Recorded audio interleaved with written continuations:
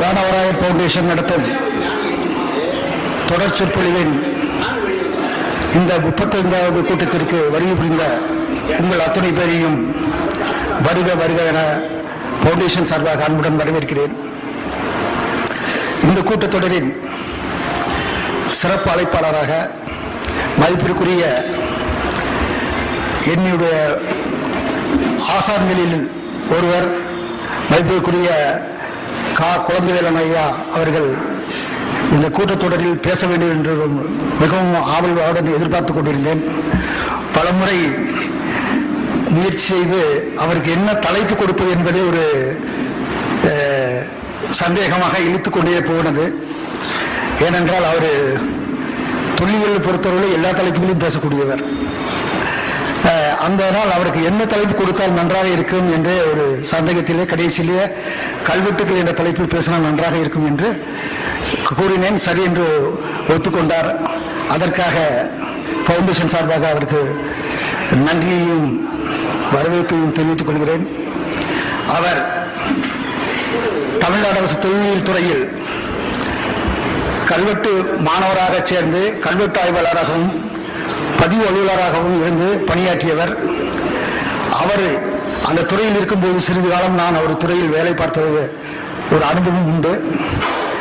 அவருடைய அலுவலக பணியை நான் மிகவும் நேசித்தது உண்டு. எந்த வேலையை செய்தாலும் ஒழுங்காக எதை எப்படி செய்யணுமோ அது மாதிரி ஒரு ஒழுங்காக செய்ய வேண்டும் என்று நினைப்பவர். ஒரு ஃபைல் எப்படி ஃபைல் பண்ணணுங்கிறத கூட ஒரு அஃபீஷியலை பொறுத்தவரை ரொம்ப நீட்டாக செய்யக்கூடியவர். எனக்கு ரொம்ப பிடித்தவர். அந்த அளவில் எதை செய்தாலும் எதை எப்படி செய்ய வேணுமோ அது மாதிரி செய்தவர். அதே மாதிரி தன்னுடைய வாழ்க்கையிலும் அவர் கண்டிப்பாக இந்த இடத்துல நான் குறிப்பிட வேண்டும். எல்லாருமே இந்த காலகட்டத்தில் மொழியில் ஆங்கில மொழியில் வெடிபிடித்து அலைகின்ற காலகட்டத்தில் அவர் தமிழ் மொழியில் தான் தன்னுடைய குழந்தைகள் படிக்க வேண்டும் என்று ஆசைப்பட்டு தமிழ் மொழியிலே படிக்க வைத்தவர். அது மட்டுமல்ல, இன்றைக்கு அவருடைய பையன் அமெரிக்காவில் சாஃப்ட்வேர் இன்ஜினியராக இருந்து கொண்டிருக்கிறார். பிஎஸ்சி இன்ஜினியரிங் காலேஜில் படித்தவர். ஏன்னா தமிழ் படித்தவன் இன்ஜினியரிங் காலேஜுக்கு போக முடியாது, நல்ல மார்க் வாங்க முடியாது, அமெரிக்காவுக்கு போக முடியாது என்ற காலகட்டத்தில் நம்ம ஒரு இமேஜை உருவாக்கிட்டு இருக்கோம். இதையெல்லாம் உடைத்திருந்தவர். அது மட்டும் இல்லை, அவருடைய பொண்ணையும் அதே மாதிரி தான் படிக்க வைத்தார்.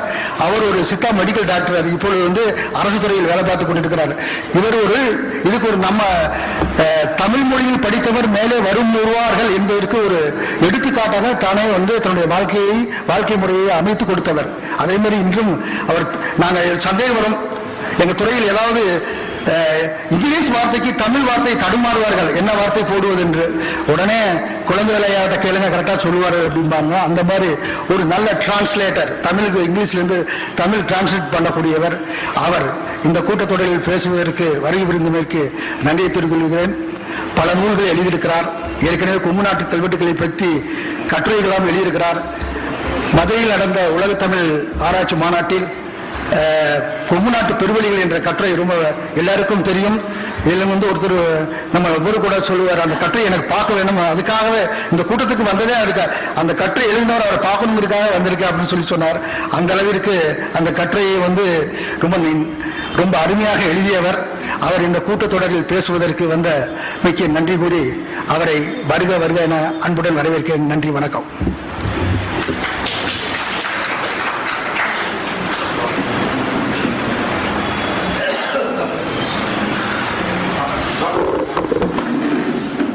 அன்பிற்குரிய எனது தம்பி உலகையன் ஜெகதீஷ் அவர்களே, என்னோடு ஒன்றாக படித்து ஒன்றாக பணி செய்த என்னுடைய அன்புக்குரிய தம்பி பூங்குன்றன் அவர்களே, அறிஞர் பெருமக்களே, அனைவருக்கும் என்னுடைய அன்பான வணக்கத்தை தெரிவித்துக் கொள்கிறேன். என்னுடைய மேலிருந்து பற்றினால் அன்பினாலே அவரை என்னை வெளிப்படுத்தி சொல்லிவிட்டார் என்றுதான் நினைக்கின்றேன்.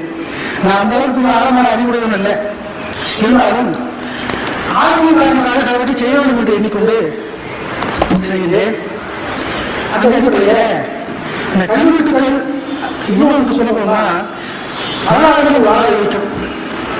அதாவது எத்தனையோ இருந்தாலும் வாழ வைக்கும் நம்முடைய நிலையை நிறுத்தி வாழ வைப்பதற்கு அடிப்படையான சான்றுகள் தான்.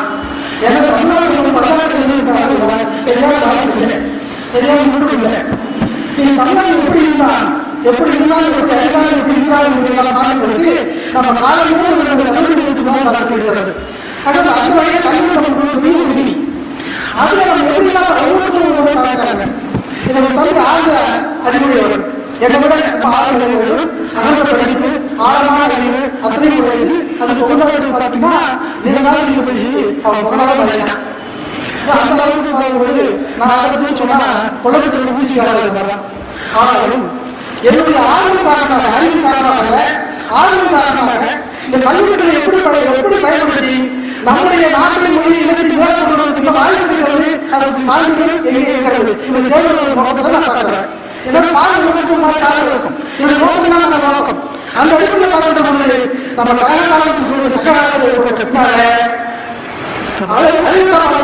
மொழி எல்லாவற்றிலும் ஒரு அறிவு பார்த்து கொண்டிருக்கிறோம். பல்வேறு தாக்கங்கள் அரசியல் தாக்கங்கள் மத தாக்கங்கள் தாக்கங்கள் அலுவலகப்படுவது அந்த கல்விக்கு கொண்டு கொண்டு ஒவ்வொரு காலகட்டத்திலும் அந்த வெட்டப்படுகிற கல்வெட்டுகள் கோவில் பழையப்பட்டாலும் நோக்கம் வந்து கோவில் பழைய இருந்தாலும் அதனுடைய நோக்கம் அதே நம்முடைய வரலாற்றை பண்பாட்டை மொழியை எப்படி நாம் அறிய வேண்டும் என்று பார்க்கக்கூடிய கண்ணோட்டத்தை பார்க்கிறேன். அதனால அந்த உங்களுக்கு சொல்றேன் அறிவு கொடுத்திருந்தாலும் என்னுடைய எண்ணம் செயலால் மறந்துபட்டிருந்தால சேவை சொல்லிட்டு ஒரு வாரம் எடுத்து செல்கிறேன். அந்த வீட்டில ஒரு 4 நாளுக்கு முன்னால உருவகப்பட்ட பக்கத்துல ஒரு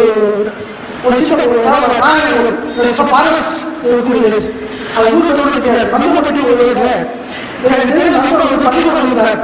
அதை பார்த்து ஆரம்பித்து போனோம்.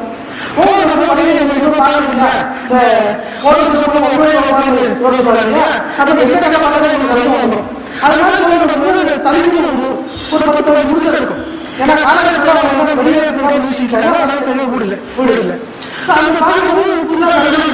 அதை வச்சு தேடும்போது அங்கே 1000 ஆண்டுகளுக்கு முன்னால ஒரு கோவில் அழிக்கப்படுகிறது. அது வீரநாராயணன் அதிசய சொன்ன கோவில். அதுக்கு வந்து தலிச்சியும் கிடையாது. தலிச்சியும் கிடையாது. இந்த கல்வி கிடைச்சி உடனே அது தேடி படிச்சு முடிச்சோம். ஆனா புதுசா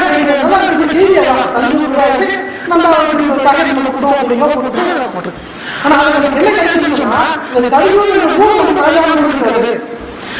பொதுவாக தமிழ்நாட்டில் அத்தனையுமே 100% இருக்காது. அந்த ஊர் எங்கே போதோ அந்த தோட்டத்தில் இருக்கிறது எதிர்ப்பு மழை ஆறு குளம் மரம் சரி முடியும். இது அடிப்படையாக தமிழ்நாடு இயற்கையாக இது ஒண்ணு நம்முடைய வாழ்க்கை இருக்கலாம். எல்லாவற்றையும் இருக்கலாம். நீங்க வாழ்க்கை சொல்லணும் கருவிகளும் கூடலும் கூடலுமா தெரியாது. நம்ம உள்ளதாக இல்லைங்க. அதாவது உங்களுடைய விழாக்கும் கொஞ்சம் வித்தியாசம். இருக்கும் அது கூடுதல் எல்லாரும் பார்த்துட்டு எல்லாரும் சொன்னாங்க. அதே போல திரைத்துறை அறிவிக்கும் தமிழில் சொல்லியிருக்காரு. அது நிறைய இருக்கிறது. எனக்கு அங்கே போய் கல்வி படிச்சு வங்கி நிலைக்கு 13 துறையை சொல்லுவாங்க. அந்த துறையில கல்வி துறை உண்டு. கல்வி என்னும் துறை அது எப்படி யாரும் சொல்றாங்க. ஆனால் ஆசிரியர்களால் ஆசிரியர் பார்க்கும்போது உதாரணத்துக்கு சொல்கிற கல்வி என்று அந்த ஊரில் இருக்கிறோம். அந்த மக்கள் ஊர் கல்வி இருக்கிறது. அது எவ்வளவு காலம் சொல்ல முடியாது. நமக்கு எடுத்துக்கிட்ட 2000 முன்னால ஆனால் அது தோண்டிய காலம் என்ன கணக்கு சாதனை இல்லை. அருமையான சொல்ற இடம் அதை பார்த்தோம். அதுவும் இசைக்கும் கல்வி பண்ணி ஒரு பண்ணு இருக்கிறது. என்ற பண்ணுக்கும் வந்து குறிஞ்சி பண் பாலை பண் எல்லாம் வைக்கிறது போல தழுதி என்ற ஒரு பண் இருக்கிறது என்பதை நம்முடைய சங்க இலக்கியங்கள் சொல்லுகிறது. அதை வைத்து பார்க்கின்ற பொழுது நம்முடைய இயற்கை பொருளை எங்கெல்லாம் இருக்கு பதிவு பண்ணியிருக்காங்க. அப்படி இருந்தது வழிபட்டார் என்பதற்கு இந்த ஊரெல்லாம் சார்ந்தா இருக்கிறது என்பது அதை சொல்லிட்டு மற்றபடி நம்ம பொதுவாக இந்த கல்வெட்டுகளை படிக்கிறதால என்ன பயன், கல்வெட்டுகள் என்ன ஒரு கேட்டால் சொன்னாங்க. அன்றைக்கு இருக்கின்ற ஒரு ரெக்கார்டு நீங்க சொல்றீங்க இல்லையா, ஆவணம் சொல்றீங்க இல்லையா, பத்திரப்பதிவு போல ஆவணங்கள். அந்த ஆவணங்களை வைத்து கூட நாம் வந்து ஊகி தருகின்றோம். அந்த நாட்டில் யார் ஆண்டாங்க, எப்படிப்பட்ட மக்கள் இருந்தார்கள், இந்த மொழியை எப்படி பயன்படுத்துறாங்க, அந்த கலைகளை எப்படி பயன்படுத்துறார்கள் என்று பார்ப்பதற்கெல்லாம் வருகின்றோம். அந்த அடிப்படையில் தமிழ்நாட்டில் இருக்கக்கூடிய ஊர்களை எல்லாம் முழுக்க முழுக்க அனைத்தும் இயற்கை சார்ந்த இயற்கைக்குள்ள எடுப்பையாக கொண்டு வந்தவை தான். அதான் மரபு. எந்த ஊர் வச்சாலும் சரி. பின்னால் பார்த்தோம். இரண்டாவது, அந்த ஊரில் தோன்றுகின்ற இறைவன் அல்லது எழுந்தள்ளப்படுகின்ற, அதாவது பிரதிஷ்டை பண்ற எழுந்தள்ளப்படுகின்ற இறைவனுடைய பெயரும் அந்த ஊரை சார்ந்து தான் பெயரும். நீங்க பார்த்தீங்கன்னா பழைய ஊர்களை பார்த்தீங்கன்னா தேவார திருவாசகத்தில் பார்த்தாலும் சரி, பழைய கல்வெட்டுல பார்த்தாலும் சரி, அந்த ஊர்கள் முழுக்க முழுக்க அந்த ஊரை சார்ந்து தமிழ் ஊராக தான் இருக்கும், தமிழ் கடவுளாக தான் இருக்கும். இதன் மேல வேறு மதங்கள் துணிக்கின்ற பொழுது இந்த மாற்றம் ஏற்படும். இதுக்கு அடிப்படை காரணம் என்னன்னா, மன்னன் எவ்வழி மண்ணுகிற வழின்னு ஒரு அரசாங்கம் எப்படி இருக்கோ அப்படிதான் நாம இருப்போம். இன்னைக்கு அப்படிதானே இருக்கும். அரசாங்கம் தமிழை பறந்துச்சு, நாமளும் தமிழை பறந்துக்கணும் இல்லையா? அது போல கலைய காலத்துக்கு பின்னால, அதாவது நம்ம சொல்லுகிற சங்க காலம் சொல்லுகிற காலத்துக்கு பின்னால தமிழ்நாட்டிலே அரசு பதவி ஏற்ற எல்லா அரசுகளும் இன்றைக்கு ஆளுகின்றவர் வரை யாருடைய பேரும் தமிழ் பேர் இல்லை. ஒருவர் பேரோட தமிழ் பேர் இல்லை. முதல்ல பார்க்கின்ற பொழுது செந்தமிழ் பாண்டியன் என்று சொல்கின்ற அவர்கள் கூட இந்த கடுங்கோல் அதுக்கு அடுத்தபடி பாடல. பலவர்கள் தமிழர்கள் தமிழ் பேர் இல்லை. பின்னால் வந்த சோழர்களும் ஒரு சோழ மன்னர்கள் கூட தமிழ் பேர் இல்லை, பாண்டிய மன்னருக்கு இல்லை, பட் யாருக்குமே இல்லை. இப்ப மன்னர்களுடைய பேர் தான் வச்சுக்க முடியும். சரி, இந்த மன்னர்கள் என்ன செய்தார்கள் என்றால் புதிய ஊர்களை தோற்றுவித்தார்கள். அந்த ஊர்களை தோற்றுவிக்க தங்களுடைய பேரை வச்சுட்டாங்க. ஏன்னா அரசியல் வந்தாலும் ஆதரவு போட்டுருக்கும், தங்களுடைய பேரை வச்சுக்கணும். அது போல அரசனுடைய பேர்களை வச்சாங்க. அந்த பேர் என்னவா இருக்கும்? வடமொழியா இருக்கும். அங்க வடமொழி பேர்கள் தமிழ்நாடு போகணும். சரி, இரண்டாவது, இந்த பழைய ஊர்களை முற்றுமுட்டாக, அதாவது சர்வமானியமாக இந்த வேத பல்லாவர்களுக்கு கொடுக்கின்ற பழக்கம். ஏன்னா பார்த்தீங்கன்னா ஒரு பெரிய மாற்றம். சங்க காலத்தில் புலவர், பாணர், புலவர் இவர்களுக்கு மட்டும்தான் புலவர் கொடுத்தாங்க. ஆனால் சங்க பருவ காலத்துக்கு பின்னால அந்த புலவர் முழுக்க முழுக்க அழிக்கப்பட்டு விட்டாங்க. யாருக்கும் கொடுத்ததாக சான்றே இல்லை. ஒரு புலவருக்கு கொடுத்தாகவோ அல்லது பாடலை கொடுத்ததாகவோ படம் கொடுத்ததாக சான்று இல்லை. முழுக்க முழுக்க கோவிலுக்கும் இந்த கோவிலை சார்ந்த கோவில் காணியுடைய பிராமணர்களுக்கு கொடுக்கப்பட்டதாக வருது. அந்த கல்வெட்டு நம்ம எடுத்துக்கணும். சரி, அப்படி பார்க்கின்ற பொழுது தமிழர்களுடைய பெயர்கள், தமிழர்களுடைய பெயர்கள் நிறைய மாற்றப்பட்டுச்சு. தமிழர்களா இல்லை. ஏன்னா நமக்கு ஒரு மொழி இனத்துடைய அடையாளம் பொருள் இடம் காலம், பொருள் இடம் காலம் அடைகிறது. ஒரு ஊர் மாறி போச்சுன்னா ஊர் தமிழ்நாட்டு அடையாளம் போச்சு. நம்முடைய பேர்கள் பேர் மாறி போச்சுன்னா தமிழ் அடையாளம் போச்சு. ஏன்னா பேர் தான் அடையாளம். ஒவ்வொரு மொழிக்காரன் வருகின்ற பொழுது அதான் அடையாளம். நீங்க பாத்தீங்கன்னா வெளிநாட்டுக்கு வருகின்ற பொழுது பாத்தீங்கன்னா நீங்க மதம் சார்ந்து வருகின்ற பொழுது கூட கிறிஸ்துவ மதத்தை சார்ந்தவர்கள் வந்து அவர்கள் மதத்துக்காக வருவிக்கல, அவனுக்கு தெரிஞ்ச பெயரை வச்சாங்க. இஸ்லாம் வருகின்ற பொழுது அந்த பேர் தான் வச்சாங்க இல்லைங்களா? இப்போ நம்முடைய எதிர்க்கு பார்த்தீங்களா இறை தூதர் நபீல் நாயகம், நபீல் நாயகம் இஸ்லாம் வந்த போது நபீல் நாயகம் இதில் அவருடைய பேர் இல்லை. அதுக்கு முன்னாடி இருந்த அந்த மொழி பேர் தான் அரபு மொழி பெயர். அந்த அரபு மொழியை கற்றுக்கொள்வதற்கு தூய்மையாக கட்டுவதற்காக வந்து மாடு பயணம் குதிரை பயணம் அனுப்பிச்சிட்டாங்க. அப்படிலாம் உண்டு. சரி, வருகின்ற பொழுது அவர்களுக்கு தெரிந்த பேரில் அவருடைய நாட்டு மொழி பேர் வச்சாங்க. அது மத பேர் இல்லை. நம்ம மத பேராக நினைத்துக் கொண்டு இது கிறிஸ்து மத பெயர், இஸ்லாமிய பெயர், இந்து பேர் எழுதுறது நம்ம இல்லை. சரி, இது வடமொழி சார்பு வருகின்ற பொழுது அரசல் மாறவே மக்கள் வந்து அவருக்கு பின்னால வருகின்ற மக்கள் வந்து அவங்க அரசோட பேர்ல எடுத்துட்டாங்க. இன்னைக்கு நம்ம நடிகர்களுடைய பேர் வச்சுக்கிங்களா, நம்ம அரசன் அவர்கள் தானே. அப்படித்தான் தமிழ்நாடு போயிட்டு இருக்கோம். அந்த பேர் வச்சு கூட என்ன பேர்னு தெரியாது. இப்படி வைத்துக் கொண்ட மரம் வந்து பொழுது இந்த பேர் மாறிச்சு. சங்க காலத்துல யாரும் எந்த அரசனுமே இன்றைக்கு தமிழ்நாட்டில் அரசியல் கிடையாது. தமிழ்நாட்டில் முதலமைச்சர் யாருமே தமிழ் இல்லை. அப்ப யாரும் எப்படி இருக்க முடியும்? அவங்க பேரை வைக்க முடியா? பெரியவர்கள் தானே. அப்படி பேரை வைக்கின்ற பொழுது தமிழ்நாட்டு பேர் அழிய போகுது. அப்போ உங்களுடைய அடையாளம் போச்சு. ஒரு பேரை பார்த்துட்டு இந்த மொழிக்காரன் சொல்றோம், இங்கிலீஷ்காரன் சொல்றோம், பிரெஞ்சுக்காரன் சொல்றோம். அந்த அடையாளம் எது இருக்கு? அந்த மொழியில தான் இருக்கு. ஸோ அந்த அடையாளம் எழுதப்பட்டது. ஆக அரசியல் காலத்தினால் வந்த பொழுது பல பேர்கள் வந்து பல பேர்கள் நிறைய பேர்கள் வந்து வடமொழி பேர்களாக மாறிச்சு. இது போனா போயிட்டு போது ஊர்ல பேரை மாத்தினாங்க. இப்போ எடுத்துக்காட்டு வச்சுக்கோங்களேன். இப்போ நம்ம வந்து நம்முடைய சேலம் மாவட்டத்தில் சங்ககிரின்னு ஒரு ஊர். அந்த ஊருக்கு என்ன பேர் தெரியுங்களா? கல்வெட்டு கிடைத்த காலத்துல இருந்து 18ஆம் நூற்றாண்டுல கன்னட அரசல் ஆளுகின்ற போது இந்த கன்னட கல்வெட்டு வரைக்கும் குன்றத்தூர், ஆமா குன்றத்தூர் எழுதணும். குன்றத்தூர் சீர்வை உள்வாய்ஸ் வந்து குன்றத்தூர் என்றுதான் எழுதினாங்க. எப்படி சங்ககிரி வச்சு மாற்றப்பட்டது, வடித்து மாற்றப்பட்டிருக்காரு. அதுக்கு என்ன சொல்லணும்னா அதே போல கடவுள் பேர். இப்ப கடவுளுக்கு வந்து புதிதாக தோற்றுவிக்கின்ற இறைவனுக்கெல்லாம் கோயிலுக்கெல்லாம் வந்து வடமொழி பேர் வச்சாங்க. சரி, இப்ப பூசைக்காயை கொடுத்துட்டோம். நம்ம ஊர்களாக வழிபட்ட காலம் போய் மதம் சார்பாக வருகின்ற பொழுது மேலே வந்து வடக்கை இருந்து இங்கே வந்துகின்ற பொழுது வந்து வந்து அரசியலிடத்திலே சாயலை பெற்று அரசியலிடத்திலே பல பதவிகள் கோயிலில் பூசை காணி என்று பெற்று வந்தவர்கள் என்ன செய்தார்கள்? தங்களை நிலைப்படுத்திக் கொள்வதற்காக இவர்கள் எல்லாம் வடமொழியாக்குவது என்ற எண்ணம் வந்தது என்பதை நானா சொல்ல கல்வெட்டு சொல்றேன். வருகின்ற பொழுது என்ன செய்தார்கள்? இந்த ஊருக்கு பேர் கடவுள் பேரை எல்லாம் வடமொழியாக்கணும்.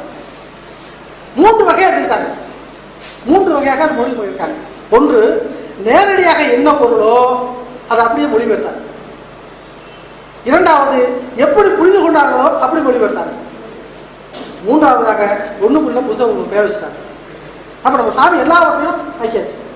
நம்மகிட்ட ஒரு பண்பு இருக்குது, என்னன்னா எது எங்கிருந்து நமக்கு மட்டும் இல்லை, எந்த மொழிக்காரர்கள் வந்தாலும் சரி, எந்த மொழின்ற சொல் வந்தாலும் சரி, நம்ம நாட்டு வருகின்ற போது நம்ம நாட்டு மொழியினுடைய சார்பாக மொழிபெயர்க்கப்படுகிறது இயற்கை. அப்படித்தான் வந்தது ஒரு காலகட்டம் வரைக்கும். நம்ம ஓரளவு கெடாத வரைக்கும். ஒன்று எடுத்துக்காட்டுங்க, நமக்கு இந்த குச்சிக்கிழங்கு இருக்கு. இந்த குச்சிக்கிழங்குக்கு என்ன பேர்? மரவள்ளி கிழங்கு. ஆனால் உண்மையாக நம்மளுக்கு இல்லை. அது வந்து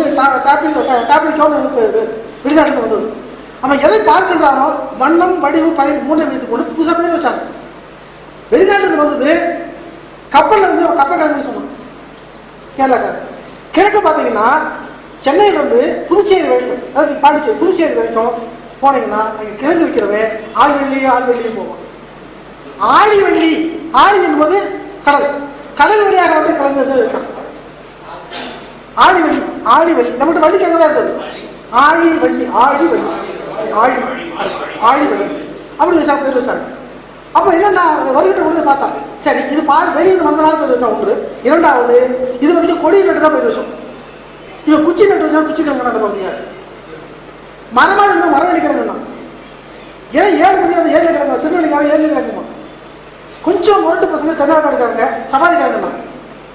ஸோ பார்க்கின்ற பொழுது, ஒரு பொருளை பார்க்கின்ற பொழுது அதனுடைய வண்ணம் வடிவம் பயன்பாடு இது கறி பேர் வச்சாங்க. ஒன்றும் இல்லை, மிளகாய் எப்படி தானே வந்தது?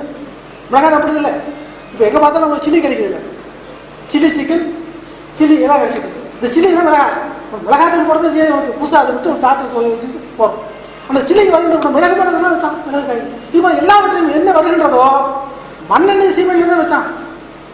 சீமெண்ணெய் வந்தாலும் சீமெண்ணெய் வச்சோம். அதுமாதிரி பரவட்டை சீமை வச்சோம். நம்மளுக்கு இல்லை. ஆனால் தமிழ் இந்த நாட்டுக்கு வருகின்ற பொழுது இந்த மொழியாக ஆக்க வேண்டும் என்ற உணர்வு அவர்கள் இருந்தது. அதை அப்படி பார்த்தார்கள். பின்னால் வந்த பொழுது நாம் சாய்கால் வருகின்ற பொழுது, அரசு மற்றும் பார்க்கின்ற பொழுது இவர்கள் வந்து அது ஈடுபட்டாங்க. இன்னொரு பக்தி என்ற பேரில் பக்தி உண்டு வேண்டாம்னு சொல்லவில்லை, கடவுளை வழிபடுவது வேண்டாம் என்று சொல்லவில்லை. அது அவருடைய நம்பிக்கை இருக்கலாம், நான் கூட நம்பிக்கை வச்சுருந்தேன். ஆனால் இதை நம்பிக்கையை பயன்படுத்தி கொண்டு தங்களால் எவ்வளோ இயலுமோ அவ்வளோ செய்து ஆரம்பிச்சாங்க. அப்படி பார்க்கின்ற பொழுது 3 வகையில் தமிழ்நாட்டுடைய கடவுள் பெயர்களை மாற்ற தலைப்பட்டார்கள். இந்த மாற்ற தலைப்பட்டதில் முதல் முறை என்று சொல்லிட்டு அந்த மொழிபெயர்த்து அப்படியே மொழிபெயர்ப்பது. தஞ்சை பெருவுடையார பிரகதீஸ்வரர் பேர் வச்சாங்க, அப்படியே மொழிபெயர்த்தது. பல ஊர்கள் அவர் செஞ்சாங்க. இப்போ ஒன்று எடுத்துக்காருங்க, நமக்கு வந்து சைவத்தில் நிறைய சைவத்தில் ஈடுபாடு நிறைய இருக்கீங்க, சைவ பேரறிஞர்கள் இருக்கீங்க. நமக்கு சைவத்துக்கு என்ன சிறந்த கோயில்? சிதம்பரம். வைணவருக்கு திருவரங்கம், சைவர்களுக்கு சிதம்பரம். சிதம்பரத்தில் என்ன சாமி இருக்கு? நடராஜன். ஆனால் இந்த நடராஜங்கிற சொல்லு தேவாரத்தில் இல்லை, திருவாசகத்தில் இல்லை, பெரிய கோணத்தில் இல்லை. எல்லாம் போயிட்டு போதியா மக்கள் வைக்கிறாங்கல்ல கோயில், எல்லா சிவன் கோயிலையும் வச்சிருக்காங்க. ஆனால் மக்கள் பயன்படுத்துகின்றார்களே, மக்கள் வழிபாட்டில் இருக்கிறது அங்கே வெட்டப்பட்ட கல்வெட்டிலே இருக்கணும்ல. எந்த கல்வெட்டிலையும் நடராஜன் சொல் வரவில்லை. கூத்தன், ஆடவல்லார், நட்டன் இப்படிதான் பேர் வருது. அதை இது கூட மக்களுக்கு பேர் வச்சிருக்காங்க. எப்படி வந்து தேவார சொற்களை எடுத்துக்கொண்டு மக்கள் பெயர் வைத்துக் கொண்டார்களோ அதுபோல இந்த இறைவனுடைய பேருக்கு என்ன சாதிக்கிறார்களோ இறைவன் பேரை நமக்கு வச்சிருக்காங்க. பார்த்தீங்கன்னா நம்முடைய கொங்கு நாடு கல்வெட்டு கூட பல இடத்துல கூத்தன், கூத்தபெருமான், ஆடவல்லான் இந்த பெயர் தான் இருக்கும். நட்டன், நடன் இந்த பெயர் சொற்களை தவிர நடராஜன் சொல் எங்கேயுமே இல்லையே. அப்ப நம்ம எந்த அளவுக்கு நம்ம கெட்டு போயிருக்கிறோம்? கெடுத்தாங்க சொல்ல முடியாது, கெட்டு போயிருக்கிறோம்னு சொல்றேன் நான். ஜேம்ஸ் அண்ணன் சொல்லுவான், உன்னை ஒரு கெடுத்து விட்டான்னு சொல்லாதே, நீ கெடுக்கிறதுக்கு இடம் கொடுத்தா என்று சொல்லணும்னு சொன்னான். அப்படிதான் சொன்னான். ரொம்ப எளிமையாக சொன்னோம்னா மூணு சொன்னான், எங்க ஊசி இடம் கொடுக்காம ஊர் நுழைவு பார்ப்பாங்க. அப்போ இந்த ஊசி கெட்டு போச்சு, நாம இடம் கொடுத்துட்டோம். இடம் கொடுத்த காரணம் சொன்னா நமக்கிட்ட அறிவு குறைஞ்சி போச்சு. காரணம் என்றால் அரசாட்சியில பெரிய பெரிய மாற்றங்கள். கலாகாலத்துக்கு பின்னால அதாவது பொழுது பல்லவர் முழுக்க அவங்க வடமொழியாளர்கள். வடமொழியாளர் வந்த பொழுது வச்சோம்னா அவன் எல்லாமே அதான் முதல்ல வடமொழியாக கல்வி சேர்த்தான். வடமொழி என்பது நீங்க நினைக்கிறமா சமஸ்கிருதம் மட்டும் இல்லை. தொழிலாளர் காலத்தில் வடமொழி என்று சொன்னது பாகதம், பிராகிருதம், அது வட சமஸ்கிருதம் இல்லை. சமஸ்கிருதங்கிறது கிபி 1ஆம் நூற்றாண்டு வாக்குறது கொஞ்சம் கொஞ்சமாக வரும். பல்லவர்கள் முதல்ல ஆந்திர பகுதியில் செப்பேடுகள் கொடுக்கின்ற பொழுது அவைகள் எல்லாமே பாகதம் தான், சமஸ்கிருதம் இல்லை. தமிழ்நாட்டில் நுழைஞ்ச சமஸ்கிருதம் மாறிடுச்சு. ஏன்னா அவங்க வல்லாமை யார் இடத்துல இருக்காங்களோ, யாரை குல குருவாக கொண்டாங்களோ, யாருடைய வழிகாட்டுதல் வராங்களோ அந்த வழிகாட்டுப்படி எல்லாவற்றையும் சமஸ்கிருதமாக கொண்டாங்க. அப்போதான் சமஸ்கிருத கல்லூரி விட்டுறாங்க. நீங்கள் பார்த்தீங்கன்னா மாமல்லபுரம் போன்ற இடங்கள் எல்லாம் வந்து சமஸ்கிருத கல்லூரி வந்துடுச்சு. கல்லூரி முழுமையாக சமஸ்கிருதம்.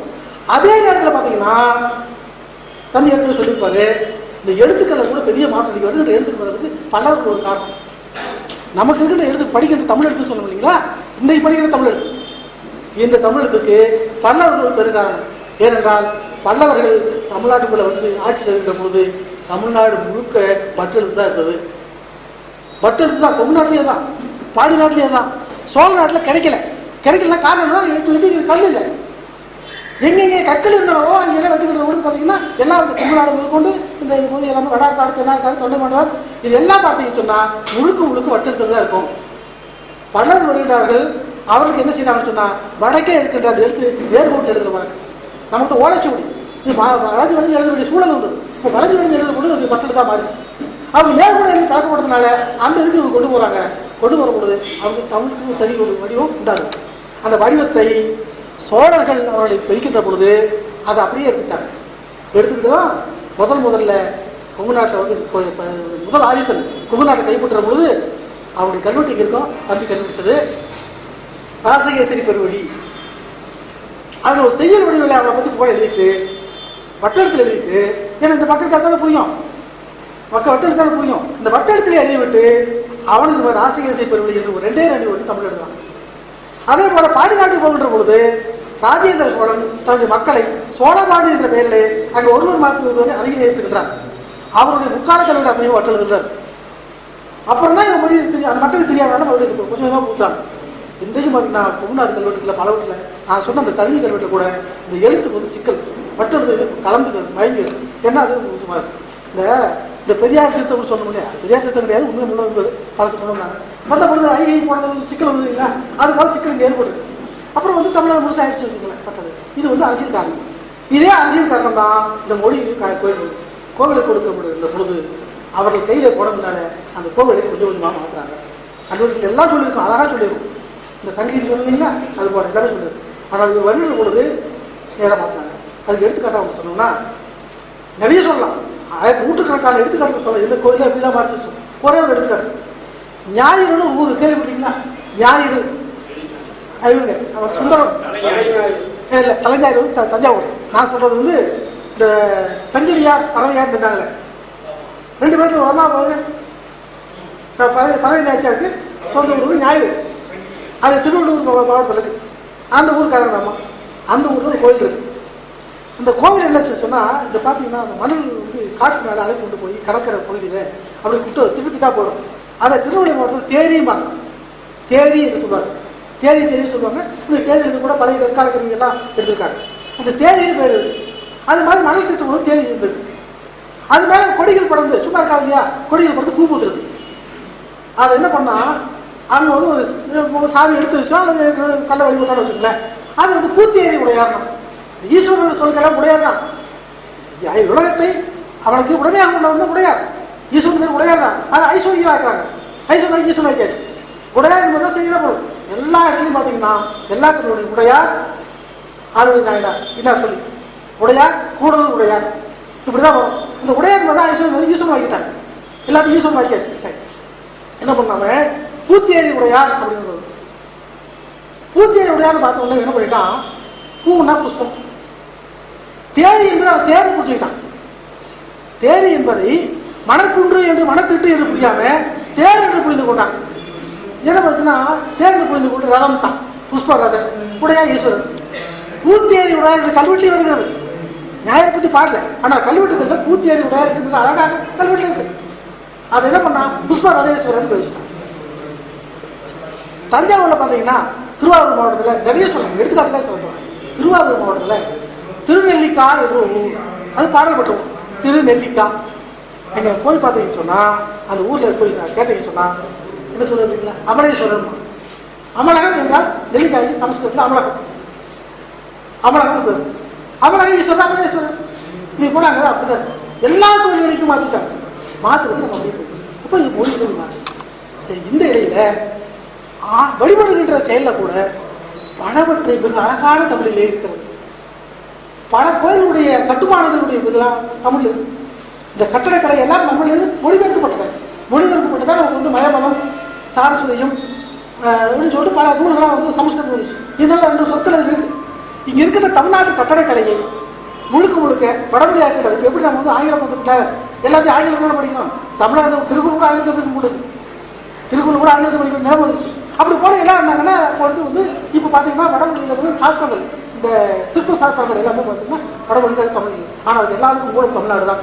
இன்னும் சொல்ல போனீங்கன்னா நாட்டிய கலையே, அதாவது பரதநாட்டியம் என்ற கலையே தமிழ்நாடு தான் போச்சு என்பது என்னுடைய கருத்து. அதை பற்றி நம்ம வந்து நம்முடைய சோழ பெருவேந்தர் காலம் சொல்லி தமிழ்நாடு அரசு வெளியிட்டு அதில் ஆடல் கலைஞர் பகுதியில் இருக்கு ஊராவது பக்கத்தில். அதுக்கு காரணம் கேட்டிருக்கேன். இது எப்படி வந்தது, எப்படி தொகுத்தது, அதுக்குரிய சான்றுகள் எது? வடநாட்டில் எதுவும் கோயிலும் இல்லையே, எங்கள் நாட்டு கலை எழுதுறது கோவில் இல்லையா? கோயில் எதுவுமே இல்லையே. அது பல்வேறு படையெடுப்புகள், பல்வேறு காரணங்கள் இல்லை படிச்சிங்களா?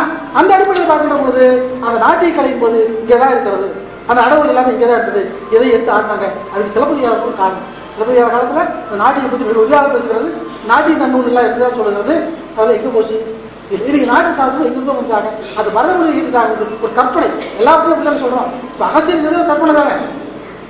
அகஸ்தீஸ்வரம், அகத்தியன் கொஞ்சம் போட்டுனா அப்படி கற்பனை பண்ணிடுறோம். கற்பனை பண்ணி நிறைய போயிடும். அப்படி போவது இருக்கேன். அப்படி போவது இருக்கையில் நிறைய வந்து நான் எழுதுகிறவர் அதையெல்லாம் கற்பனை வந்து உண்மையாக கூட எழுதுறாங்க. அப்படி போல அந்த வடநாட்டிய சாஸ்திரம் கூட தமிழ்நாட்டிலே உண்டாகி போனதுதான். என்ன சொல்ல போனீங்கன்னா பல வடமொழி நூல்கள் எல்லாமே தமிழ்நாட்டில் தான் கிடைச்சது. அங்கே கிடைக்கல, தமிழ்நாட்டில் தான் கிடைச்சது.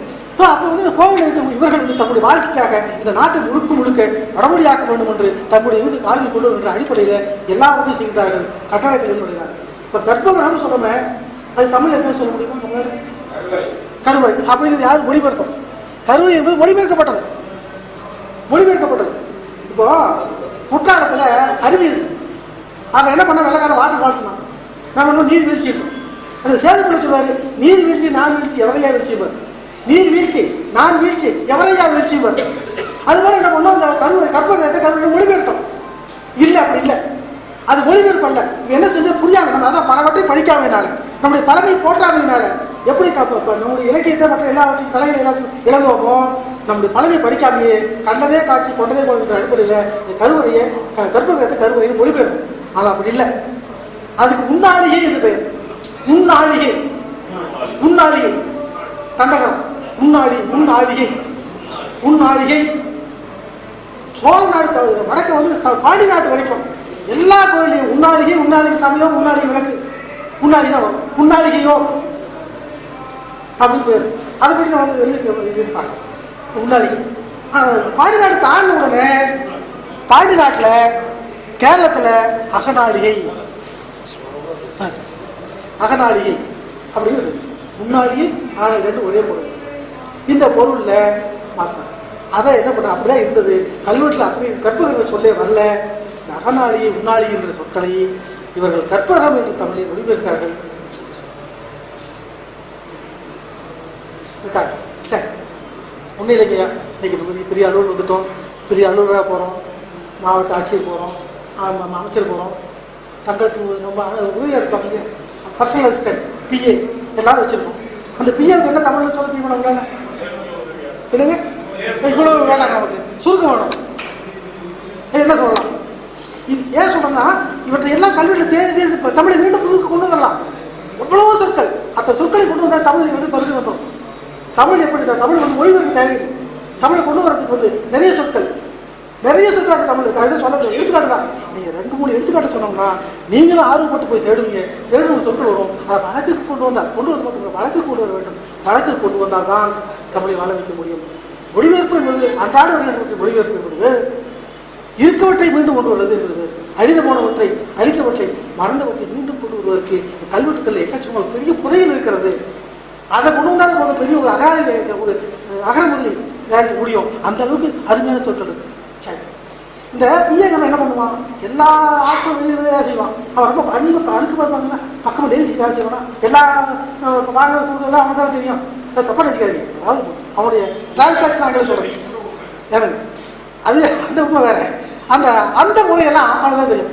அப்போ அணுக்கமாக இருந்து வேலை செய்யணும். அணுக்கன் நான் சொல்லலை, கல்வெட்டு சொல்லு. அணுக்கள் பெண்ணா இருந்தா அணுக்கியார்.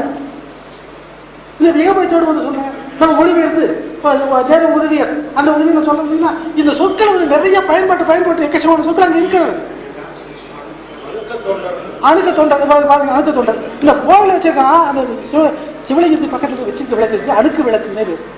அணுக்கு விளக்கு, அணுகி இருந்து வேலை செய்கின்றவன் அணுக்கள், அணுக்கள் அருணானது. இது போல எக்கச்சக்கமான சொற்கள் இருக்கு. ஒன்றும் இல்லைங்கய்யா. இன்னைக்கு யாராவது கேட்டா நீங்க அஷ்டமி இங்கே போகக்கூடாதுப்பாங்க. இந்த அஷ்டமி நவமி இதெல்லாம் எப்போ வந்தது? நம்ம பழைய காலத்துல இருந்து இல்லை பின்னால் வந்து நுழைக்கப்பட்டது. ஆனால் அதாவது பார்த்தீங்கன்னா நிலவு வந்து பகுதி பகுதியாக தேயும், பகுதி பகுதியாக வளரும். அதுக்கு பக்கம் பகு என்றால் பக்கம், பகு பக்கம் பக்கம். அதை ஒன்றாம் பக்கம் ரெண்டாம் பக்கம் சொன்னோம். ஒன்றாம் பக்கம் நான் சொல்லலை, இலக்கியத்தில் வருது. அட்டமி நாள் 8ஆம் பக்கத்து இது சிலப்பதிகாரத்தில் மணிமேகலை 8ஆம் வரும், பக்கத்தில் வரும். அதுபோல கல்வெட்டில் சில கல்வெட்டில் மறுமொழியை வந்து திணித்தாலும் ஆங்காங்கே வந்து சில வட்டு நம்ம காத்திருந்து இடையே தமிழா ஒரு தமிழ் சொல்லாக இருந்து தேடாங்கிற மாதிரி நீங்கள் காத்திருக்கு. 8ஆம் பக்கம் ஒளிப்பக்கம், ஒளிதான் 8ஆம் பக்கம், 8ஆம் பக்கம், 9ஆம் பக்கம், 10ஆம் பக்கம் இப்படி வரும். நாம் என்ன பண்ணுறது எல்லாம் விட்டு கௌரி சொன்னேன் பிரதமா திதியை சதுர்த்தி பஞ்சமி சஷ்டி இப்படி கொண்டு போயிட்டு இருக்கோம். இந்த அஷ்டமி யார் சொன்னாலும் 8 போய் சொல்றாங்க. அப்படி ஒன்றும் இல்லை. இதில் நம்ம திருப்பதி கோயிலில் நிறைய கல்வெட்டுகள் அந்த 8ஆம் நாளில் 8ஆம் பக்கத்தில் வந்து கொடை கொடுத்துருக்காங்க. இந்த முதல் குறைனா முதல் வந்து பாட்டியமே பெருமானம் ஒன்றும் செய்யக்கூடாதுன்னு அப்படி செஞ்சுருக்காங்க. இதெல்லாம் நாமளாக கற்பித்து கொண்டது. 8 நாள் கெட்டது என்று இது எல்லாமே பக்கம் என்று சொல்லி இருக்கு. உவா நம்ம பௌர்ணமி சொல்றோம், அமாவாசை சொல்றோம். இது காருவா வெள்ளுவா, கேருவா வெள்ளுவா. இது நான் அங்கே நம்ம தேடி எடுத்தோம்னா நூற்றுக்கணக்கான சொற்களை மீண்டும் வழக்கில் கொண்டு வந்து தமிழை கலக்கி செய்ய முடியுங்கிறது நான் எடுத்துக்காட்டுக்காக சொல்றேன். இன்னும் சொல்லிட்டே போகலாம். இது மாதிரி சொல்ல இது மாதிரி சொற்கள் எக்கச்சக்கமாக இருக்கு. ஆக இந்த வகையில் இருக்கும். அப்போ அந்த சொல்ல இந்த கோயிலுக்கு வர மாட்டாங்க. கோயிலுக்கு வர மாற்றம் முடியாது. தமிழ்நாட்டில் பார்த்தீங்கன்னா எந்த கோயிலும் தமிழ் கோயில் இல்லை, எந்த கடவுளும் தமிழ் கடவுளும் இல்லை. ஏன்னா முருகன் சொல்லிக்கலாம், வேற ஒன்றும் இல்லை. அவரோட பாலசுமணி ஆயிட்டார், பாலசுமணி ஆயிட்டார், ரெண்டும் ஆயிட்டார். ஆனால் தமிழில் அது இருந்தது ஒன்றும் இல்லைங்கய்யா. எங்கே அதை சொன்னேன், முதல்ல சொன்னேன், வெளிநாட்டிலேருந்து எது வந்தாலும் இது தமிழாக பார்க்கின்ற வழக்கம் தமிழ்நாட்டில் இருந்தது. கடவுளை கூட அப்படிதான் நினைச்சான். எத்தனையோ கதைகள் உண்டு. அதாவது தொல்கதைகள், புராண கதைகள் சொல்கிற தொல்கதைகள் பொழுது பல சாமிகளை உருவகிக்கிறாங்க. இதை கற்பனை தானே, கடவுள் ஒன்று இருக்கலாம். நான் தேவடு சேசின மனுஷனுப்பாங்க, மனுஷன் சேசின தேவடு. மனிதனால் படைக்கப்பட்ட கடவுள் தான். கடவுள் ஒன்று இருக்கலாம், அவர் கை கால் யார் நம்ம தானே. மனுஷன் சேசின தேவடு. அது மாதிரி படைக்கின்ற பொழுது புதிய புதிதாக கட்டுக்கதைகள் போல வந்து தமிழ்நாட்டுக்கு வருது. இந்த கண்ணன் ஒருத்தர் இருக்காரு, கேள்விப்பட்டீங்களா? கண்ணன் அவனுக்கு வந்து நம்ம வெண்ணெய் மேலே விருப்பம், வெண்ணெய் மேலே விருப்பம்.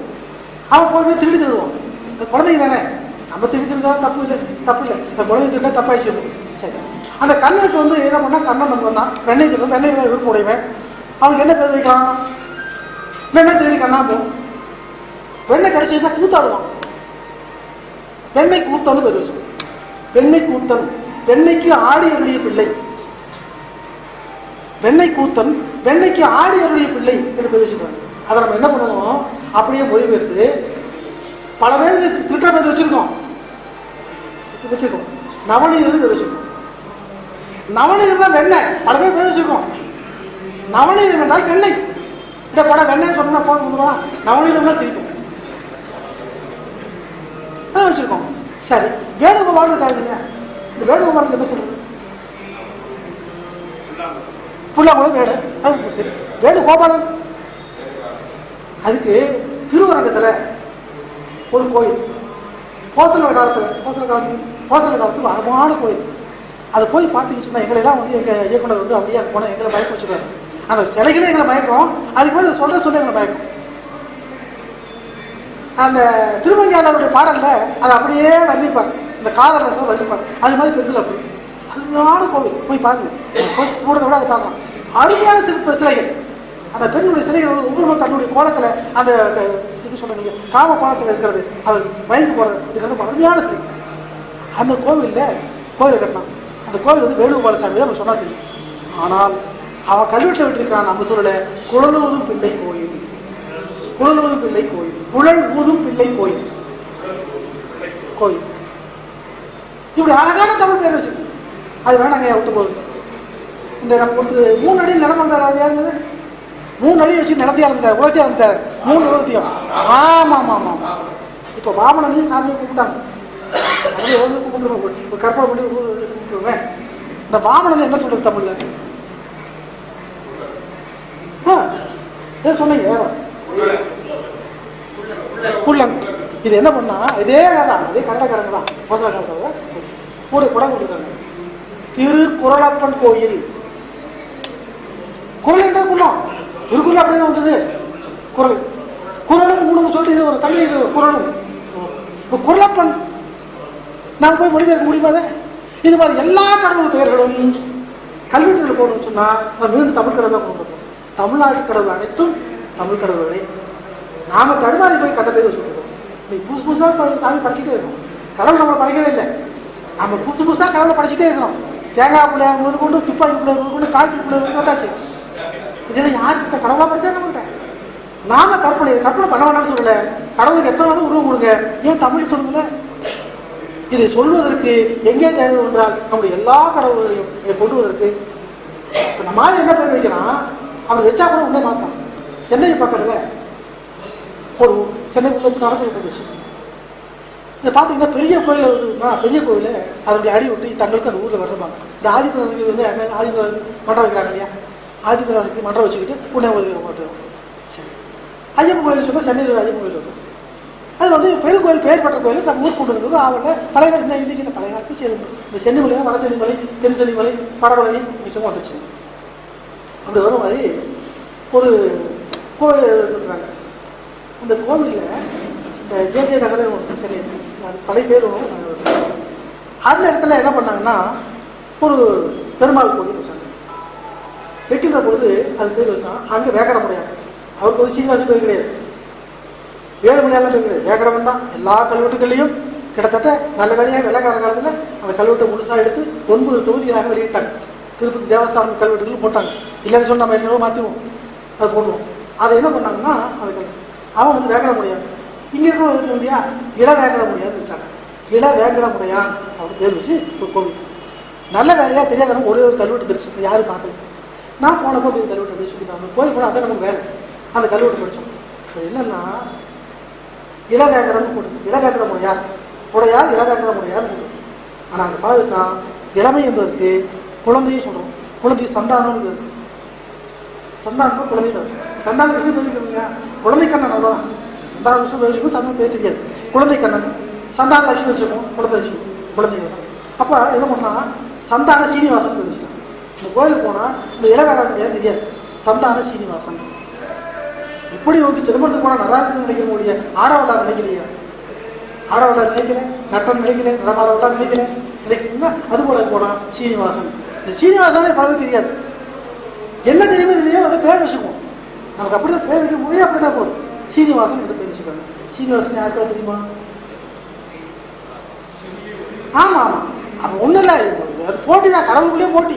பொண்டாட்டி எந்த போச்சுன்னு ஆசை, நம்ம கூத்து படம் பரவாயில்ல நம்ம நினைக்கிறோம். அவன் பொண்டாட்டி எந்த போச்சு நடந்தது கண்டை. சிவன் என்ன பண்ணா பாதி எடுத்து இடப்பாக கொடுத்தாரு. இது என்ன பண்ணாரு, இதுக்கு வச்சுட்டாரு, இதுக்கு வச்சுட்டாரு. ஸ்ரீநிவாஸ் திருமகள் தங்குவிடம், திருமார்வன், திருமருமார்வன். நம்ம சொல்றது ஆழ்வார்கள் சொல்ற, நான் சொல்லல, ஆழ்வார்கள் சொல்றாங்க திருமருமார்வன், திருமார்வன் இப்படிதான் வச்சிருக்காங்க. இதை வந்து முடிஞ்ச வரைக்கும் இப்படி எல்லாமே மொழிபெயர்த்து மாற்றி மாற்றி மாற்றி பேர் வைக்கிறது ஊக்கம் உள்ளது. தமிழ்நாட்டு கடவுள் அத்தனையுமே தமிழ் கடவுள் இல்லை, வடமொழி கடவுள் ஆயிடுச்சு. வைக்கிற பேர் எல்லாமே கடவுள் சாமி பேர் இல்லை, நம்ம எல்லாமே வடமொழியான ஆக்கிட்டோம். ஆனால் இன்னும் நமக்கு யாருக்கும் பொருள் தெரியாது, நமக்கு யாருக்குமே பொருள் தெரியாத அளவுக்கு நம்ம போயிட்டோம். இப்போ இதையெல்லாம் மீட்டெடுக்க வேண்டும். நம்முடைய கலைகள் சொல்லணும்னா இந்த நாட்டிய கலை, மற்ற கலைகள், கட்டடத்தினுடைய அமைப்புகள் எல்லாவற்றையும் சொன்னோம்னா எங்கே போனால் கல்வெட்டு தான் இருக்குது. இந்த கல்வெட்டுகளில் தப்பி தவறி போய் சிலவற்றை அங்கே பதிந்து வைப்பதனாலே இருக்குது. அதை அறியாமல் இருக்கும். தமிழ்நாட்டில் இருக்கக்கூடிய உலகத்திலேயே அதிகமான கல்வெட்டு தமிழ்நாட்டில் தான். இப்போ 3ல் ஒரு பகுதி தான் நமக்கு கிடைச்சிருக்குது. 3ல் ஒரு பகுதியோட பாதியை நம்ம இன்னும் படிக்கல, பார்க்கல. 3 2 பகுதி அழிஞ்சு போச்சு. இருக்கிறது கொஞ்ச நாள் அழிஞ்சு போட போட்டுருக்கு. இது எல்லாம் எடுத்து பதிவு கொண்டு வந்துட்டு இதை பற்றி ஆராய்ச்சி செய்தால் வேற மொழிக்காகவும் இனத்துக்காகவும் கொண்டு தேவை. இன்னும் சொல்ல போனீங்கன்னா இத்தனை சாதி இருக்குமில்ல தமிழ்நாட்டில், இந்த சாதியெல்லாம் பொய் என்பதற்கு கல்வெட்டு தான் பார்க்க முடியும். இந்த பிள்ளைனா ஒன்று வச்சுருக்கோம், முதலியாரம் முதலியாகிறோம், கவுண்டங்கன்னா கவுண்டங்கிறோம், செட்டியனா செட்டியாகிறோம், அப்படி இல்லை என்பதற்கு கல்வெட்டுகள் முழுமையாக காலந்தோறும் ஆராய்ச்சி செய்து கொண்டு வந்தால் அந்த கல்வெட்டுகளிலே இவர் இல்லை அப்பொழுது இருக்கிற தொழிலையும் சார்ந்துதான் வரும். அதுவும் அதிகமாக பண்ணால் படைப்பிரிவுகளில் வச்ச பேர் தான். கைக்கோளம் வச்சுக்கிட்டான், கைக்கோளம் வந்து செம்பந்தம் மூலியமோ, கைக்கோளம் என்றால் கைக்கோளம் கருவி, அதை எடுத்துக்கொண்டு படைக்க போனது கைக்கோளம். செம்பந்தம் என்பது ஒரு கருவி, அதை எடுத்து படைக்க போனது செம்பந்தம். அதில் முதன்மையாக இருக்கிறது முதலியம். இப்போ நம்முடைய தேவார முதலிகள் 3 பேர் இருக்காங்களா, அவங்க என்ன முதலியா இல்லையா? கைக்கோளம் முதலியா, செம்பந்த முதலியா, என்ன முதலி, தொண்டமண்டலம் முதலியா? முதன்மையாக இருக்கின்ற பொருள் கல்வெட்டில் எல்லாருக்கும் அகமொழி முதலி, எல்லாவற்றுக்கும் எந்த தொழிலும் முதன்மையாக இருக்கிறவன் எவனோ அவனுக்கு முதலி என்று பெயர். முதலி முதலியார் என்பதுதான் பொருள். நான் எடுத்துக்காட்டா அப்படி சொல்லுவேன். இந்த நேரு இருந்தா தெரியுங்களா, ஜவஹர்லால் நேரு என்ன சொன்னா புரியுதுக்கா சொல்லுவார். நேரு இருந்தார். இந்த நேருல என்ன பொருள் தெரியுமா? தெரியாது. நேருடைய தாத்தா காஷ்மீர் பண்டிதர் அவர் என்ன பண்ணார், பாரசீக மொழியில் பெரிய புலவர், ரொம்ப பெரிய புலவர். அந்த புலவரை பாராட்ட வேண்டும் என்பதற்காக முகலாய அரசர்கள் அவரை தன்னுடைய டெல்லிக்கு வரவழைத்து டெல்லியில் யமுனை ஆற்று கரையில் ஒரு வாய்க்கால் கரையில் குடியமர்த்தினாங்க. அந்த வீட்டுக்கு அடையாளம் வாய்க்கால் கரை வீடு. இந்த வாய்க்கால் கரை வீடு என்பது அடையாளம். அப்போ சொல்ற பொழுது இப்போ குழந்தை வேலை வச்சு தமிழ் சோழ குழந்தை வேலை, கொள்ளங்காட்டு வளர்ச்சி பாப்பாத்தி அப்படின்னு சொல்ற மாதிரி அவங்க சொல்ற பொழுது நேரு குடும்பத்தை எல்லாம் சொல்ற பொழுது காவா வீட்டு மாணிக்கம், காவா வீட்டு இது சொல்லி தெரிவிச்சாங்க. அதுதான் ஜவஹர்லால் நேரு. லால் சிவப்பு, ஜவஹர்னா பவள சிவப்பு, பவள சிவப்புடைய காவா வீட்டு பவள சிவப்பு தெரிவிச்சாங்க. இப்போ கடைசி எல்லாம் நேரு வச்சுக்கிட்டோம், அமைச்சர்கள் நேரு வச்சுருக்காரு, கால் வாயில பொருள் தெரியாது.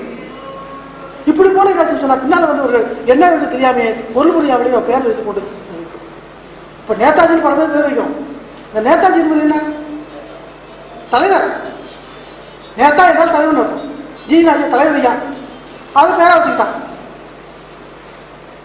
அப்படி இல்லைங்களா? இது இன்னும் சொல்ல போனால் பக்கத்தில் நம்முடைய திருச்சிக்கோட்டை பகுதியில் குமரமங்கலம் ஊர், குமரமங்கலம் ஆமாங்க. அவர் வந்து சுப்ராயன் ஒருத்தர், அவர் வந்து பாரட்லா, அவர் பெரிய சீமக்கூட்டு அப்படி சொல்லுவாங்க. ஆமாம், இங்கே பார்த்தீங்கன்னா எல்லாத்துக்கும் மோகன் குமார், அர்ஜுன் குமார், பார்வதி குமார், இப்படி எல்லாமே போயிட்டே இருக்குது. அப்போ அந்த குமாரமங்கலம் வந்து ஒரு இதாக போச்சு, ஒரு சாதி பேராக போச்சு. அப்படி தான் இந்த சாதியெல்லாம் வந்தது. முதலியாருக்கு போய் முதலி இப்படி போல வந்து ஒவ்வொரு தொழில் அடிப்படையிலே படைப்பு அடிப்படையிலே அந்த தலைமை இருப்பது சாதியாக போனது என்பதற்கு இதெல்லாம் இருந்து தமிழை ஒன்றாக ஒரே இனம் ஒரே வந்து சாதி என்பதற்கு எல்லாம் எங்கே போய் சான்று தேடுவது என்றால் அடியாச்சான்றுகள் அவைதான். நான் வேணா மறுபடியும் கற்பனை சொல்லலாம், அக்ரி சைட்லேருந்து பிறந்தேன் அல்லது எங்கேருந்து பிறந்தேன், எந்த வயதில் பிறந்தேங்கிறதெல்லாம் வந்து நம்ம கற்பனை. நமக்கு கண்கூடாக இருக்கின்ற நமக்கு வரலாற்று சான்றுகள் இருக்கின்ற அழியாத கல்வெட்டுகள், பேப்பரில் தாள் எழுதி வச்சா கூட மாற்றி எழுதிடலாம். ஆனால் கல்வெட்டுக்கள் அழியாமல் இருக்கிறத வைத்துக் கொண்டு இந்த சாதியில் இல்லைடி பாப்பா என்று சொல்வதற்கு தேடி தோன்று தமிழை ஒன்றாக சொன்னாங்க. தமிழை செம்மொழியாக்க சொல்ல மட்டும் போதாது, இந்த செம்மொழியாக்குவதற்காக அவருடைய வளங்களை சேர்ப்பதற்கு எங்கே செல்வங்கள் நம்முடைய கலையை, நாட்டிய கலை சரி, மற்ற கலைகள் சரி, இந்த கலைகளை தேடி பிடிப்பதற்கு கல்வெட்டு சரி. நமக்கு இருக்கின்றது கொடுக்கப்பட்ட கொடைகள் யாருக்காக என்றால் நமக்கு பயன்பாடுகள் இருக்கிறது, அதில் பொழுது இருக்கின்ற சொற்களை எல்லாம் தேடி கொண்டு வரணும். இந்த அடிப்படையில் நான் பார்க்குறேன். ஒவ்வொரு ஊரை பற்றி எழுதி சொல்கிறேன், அதை பற்றி கூட ஒரு புத்தகம் இருக்கு பார்க்குறேன். இது மாதிரி ஒவ்வொரு ஊரை போட்டு ஒரு கோவிலை பற்றியும் எழுதி கொண்டு வந்து சொற்களை பற்றி எழுதி கொண்டு இதே கொண்டு வரணும் யாருக்கும். அந்த ஆர்வத்துக்கு நான் ஒன்றும் பெரிய பேசாததில்லை. இதையும் உங்களிடத்தை சொன்னால் அது பல பேர் பயன்படும். உங்களுக்கு ஆர்வம் ஏற்படலாம். 4 பேர் செஞ்சாங்க முடியும், ஒருத்தர முடியாது இல்லையா? இதை தான் செஞ்சாங்க. இந்த தொழில் அப்படி தான் செஞ்சாங்க. என்னுடைய தொழிற்சங்கம் என்ன பண்ணார், தானும் புகழ் வர வேண்டும், பயணம் வரணுன்றதுக்கு அவர் ஆரம்பித்தார். தமிழ்நாட்டில் தமிழ் படித்தவங்களுக்கு இந்த கல்வெட்டை பற்றி சொல்லலை, 3 நாள் சொல்லணும்னு சொல்லிட்டு இதை ஆரம்பித்தார். ஆசிரியர்களை கூப்பிட்டு 40 நாள் பயிற்சி வச்சார். நிறைய கல்வெட்டுகள் போய் ஆரம்பித்தாங்க. எங்கே போட்ட ஆசிரியர் போட்டால் பையன் சொல்லணும். அந்த காலத்து ஆசிரியர் தப்பா நினைக்காது, அந்த காலத்து ஆசிரியர் சொன்னோம்னா பையன் போகும். இப்போ இவருகிட்டே போகாது, அது வேறு கண்கூட பார்த்துதாங்க. அப்போ சொன்னோம்னா முன்னால் சொன்னோம்னா ஆசிரியர்கிட்ட சொன்னோம்னா கட்டாயம் அவருக்கு போகும், பையனுக்கு போகும். ஆனால் இன்னைக்கு இவருகிட்டே போகாது. காரணம் என்ன, அது கண்கூட பார்த்துருக்கோம். 1972-73 நாங்கள் பயிற்சி நடத்துகிற போது பெரும் பேராசிரியர் நம்முடைய அன்பனாருடைய அண்ணா தம்பி திருமாறன் பெரும் பேராசிரியர் சின்ன பிள்ளைங்க வந்து பாடம் கேட்பாங்க, பெரிய பேராசிரியர் பாடம் கேட்பாங்க. இப்போ நேற்று வேலை பண்ணது கூட நோட்டை வச்சுட்டு அப்படியே போயிடுவார். அப்போ எப்படி போய் சேர முடியும்? அப்படி ஆர்வம் வந்து போகிறதெல்லாம் மறுபடியும் ஏறுவாங்க. ஸோ அந்த ஆர்வம் போய்விட்டது. ஆர்வத்தை கொண்டு வரதுக்கு எங்கேயும் போயிட்டால் இந்த தூவிட்டால் இந்த விதை யாராவது 2 முளைக்காதான் இந்த அடிப்படையில் விதை மறுபடியும் பெரிய பேச்சாகும். இந்த தொகுதி சொன்னால் நிறைய சொல்லிட்டே போகலாம்.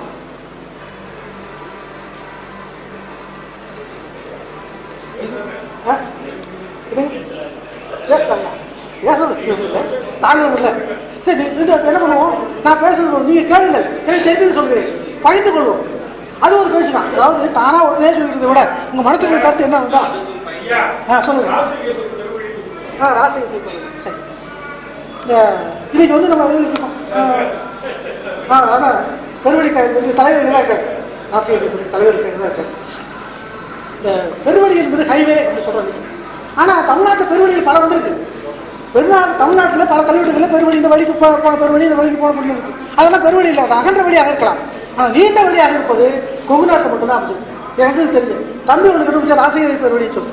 இது நாவல்தாவளம் ஊர் போகுது. இந்த தாவளம் என்பது இங்கே இருக்கிறார். இந்த தாவளம் நல்லா சொல்லலாம். இந்த இன் சொல்லணும்ல, ஹைவே இன், ஹைவே மோட்டர் அப்படின்னு சொன்னாங்க. இந்த ஹைவே இன் தான் வந்து தாவளம். இங்கே வேப்பந்தாவளம், நாவல்தாவளம் ஊர் இருக்கு. இன்னொரு கல்வெட்டில் நாவல்தாவளம், வேப்பந்தாவளம் ஊர். எங்கள் ஊர் பக்கத்தில் வேம்படி தாவளம்னு ஊர். இந்த பெருவழியில் வருகிற வழியில் வேம்படி தாவளம், அது என்ன இயற்கை பொருள் தான். எந்த மரத்து பக்கத்தில் இருந்ததோ நான் சொன்ன ஊர் பேர்கள் தான் தமிழ்நாட்டில் இயற்கை பொருளை சார்ந்து தான் வரும். அந்த இயற்கை பொருள் சார்ந்து வருகின்ற பொழுது வேம்பு அடி தாவளம், அங்கே தங்குபடும். இங்கே வேப்பம் தாவளம். இது வந்து கேரளா ஓகே. இப்போ நிறைய போக்குவரத்து அங்கே தான். கொங்கு நாட்டில் வந்து நிறைய தொழில் வளம் வருவதற்கு, கொங்கு நாட்டில் ஓமானிய காசு நிறைய கிடைப்பதற்கு எல்லா காரணம் கேரள நாட்டிலிருந்து, சேர நாட்டிலிருந்து இங்கே வருவதற்கு ஒரே ஒரு வாய்ப்பு இந்த பாலக்காடு கணவாய். இந்த கணவாய் வழியாக தான் இங்கே போக்குவரத்து இருக்குது. அப்போ இந்த பெருவழிகளை வருகின்ற சுங்கம் பகுதிக்கு பெரிய வழி. அரசுக்கு வந்து ஒரு பெரிய செல்வம் வேண்டும் என்றால் பெரிய ஒரு அன்றைக்கு பெரிய வருமானம் வந்து சுங்கம் தான். இந்த சுங்கத்துக்கு பெரிய வழியாக இந்த பெருவழிகளை கைப்பற்றுவதற்காக மன்னர் போட்டி போட்டாங்க. ஏன்னா ஒரு சாதாரண பெருவழி போய் வெட்ட தேவையில்லையே, புதுசாக ராஜ்யத்தை பெருவழி பேர் வைக்க தேவையில்லை, அப்படி போகிறது தானே. ஆக சுங்கத்தை பகுவதற்கு ஒரு சேர்ந்தான இடம் பெருவழி என்பதனாலே இந்த பெருவழி அமைச்சிருக்காங்க. அதை ராசிகை பெருவழி அவன் பேர் வச்சான். அதுக்கு முன்னே என்ன பேர் தெரியும், அதுக்கு முன்னே ஏதாவது பேர் வச்சிருக்கலாம். ஆனால் வருகின்ற பொழுது அரசு மாற்றுவாங்க. இந்த கோயிலையும் பேரழி மாற்ற பொழுது புதிதாக பழைய பேரை மாற்றிவிட்டு புது பெயர் வைக்கிற மரம் உண்டு. அப்போ ராசிகை என்றவர் முதலாம் ஆதித்தன் இங்கே வந்து கொங்கு நாட்டை கைப்பற்றின பொழுது இங்கே தன்னுடைய பெயரை நிலைநாட்டுவதற்காக இந்த ராசிகை பெருவழி என்று இங்கே பதிச்சு வைக்கலாம். அது 2 வழி.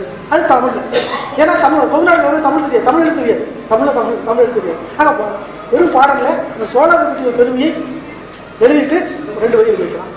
அதுக்கு பின்னால் கிடைச்சதுன்னு சொன்னால் இந்த சேலத்துக்கு பக்கத்தில் ஆரவலூர் அந்த பகுதியில் மகதேசன் வந்து மகதி மண்டலம்னு ஒரு பேர். இந்த மகதி மண்டலத்தில் மகதேசன் ஒருத்தர் தான். அவன் காஞ்சிபுரம் வரைக்கும் ஆட்சி செய்திருக்கான். காஞ்சிபுரத்துக்கு ஒரு பெருவழி போட்டிருக்கான். ஏன் ஊரே சொன்னாங்க. அதாவது ஆரவலூர் என்பது சேலம் மாவட்டம், ஆத்தூர் பக்கத்தில். காஞ்சிபுரம் என்பது வடக்கே ஒரு எப்படி நான் ஒரு 50-100 தொலைவு இருக்கும், 100 தொலைவு இருக்கும். இப்போ அந்த இது நான் சாலை அமைச்சிருக்கான். அதுக்கு மகதேசன் பெருவழி. ஆனால் எத்தனை காலம் போடல, அவன் எல்லாம் குடியாக போட்டான். அந்த குடியில் ஒரு பக்கம் உடச்சி போச்சு. சும்மா அப்படி வேடிக்கை பார்க்க போனது, அதை கல்லூரி பார்க்க பார்க்கல. நான் போனேன், பக்கத்து வீட்டில் ஒரு ஊரில் மாட்டிக்கிட்டேன். அப்படி இருந்து சரி சும்மா இருக்க முடியாதுன்னு சொல்லிட்டு அப்படியே போனேன். இந்த கோயிலை சுற்றி பார்த்துட்டு கீழே வந்து வித்தியாசமாக கழுத்து வச்சு என்ன அங்கேருந்து அந்த தேங்காய் நாரில் எடுத்து போட்டு தொடச்சி பார்த்தோம்னா மகதேசன் பெருவழி காஞ்சிபுரத்துக்கு காலம் அப்படி போட்டு என்னால் எழுதவில்லை, எழுத்தால் எழுதி புளி மட்டும் காட்டிட்டான். இந்த புளி காட்டுகின்ற பொழுது ஒரு மூளை உடனே 3 நாளைக்கு எத்தனை காலம் சொல்ல முடியும். ஆனால் அதே நேரத்தில் தமிழர் பெரிய அறிவாளி என்பதற்கு நம்ம தருமபுரி மாவட்டத்தில் கிடைச்ச கல்வெட்டுக்கு கண்டுபிடிச்சாங்க. 14ஆம் நூற்றாண்டு. என்ன பண்ணுறா இன்றைக்கி பார்த்தீங்கன்னா ஊரில் கணக்கு பண்ணிக்கலாம், வாத்தியார் வீடு தான் புதுசாக வருவாங்க. வாத்தியார் பால் கூட இன்றைக்கி காப்பின்னு சொல்லிட்டு சாணியை சொல்லிட்டு புள்ளி வச்சுருப்பாங்க. ஆனால் 4 தேய்ந்து வரலன்னு சொல்லிட்டு திருக்குறள் வரும், எத்தனை நாள் ஆச்சுன்னு சொல்லணும். அது கணக்கு போடுறதுக்கு நம்ம எண்ணெலாம் போடலை. அப்போ படிக்காதவங்க புள்ளி வச்சு பண்ணுவோம்.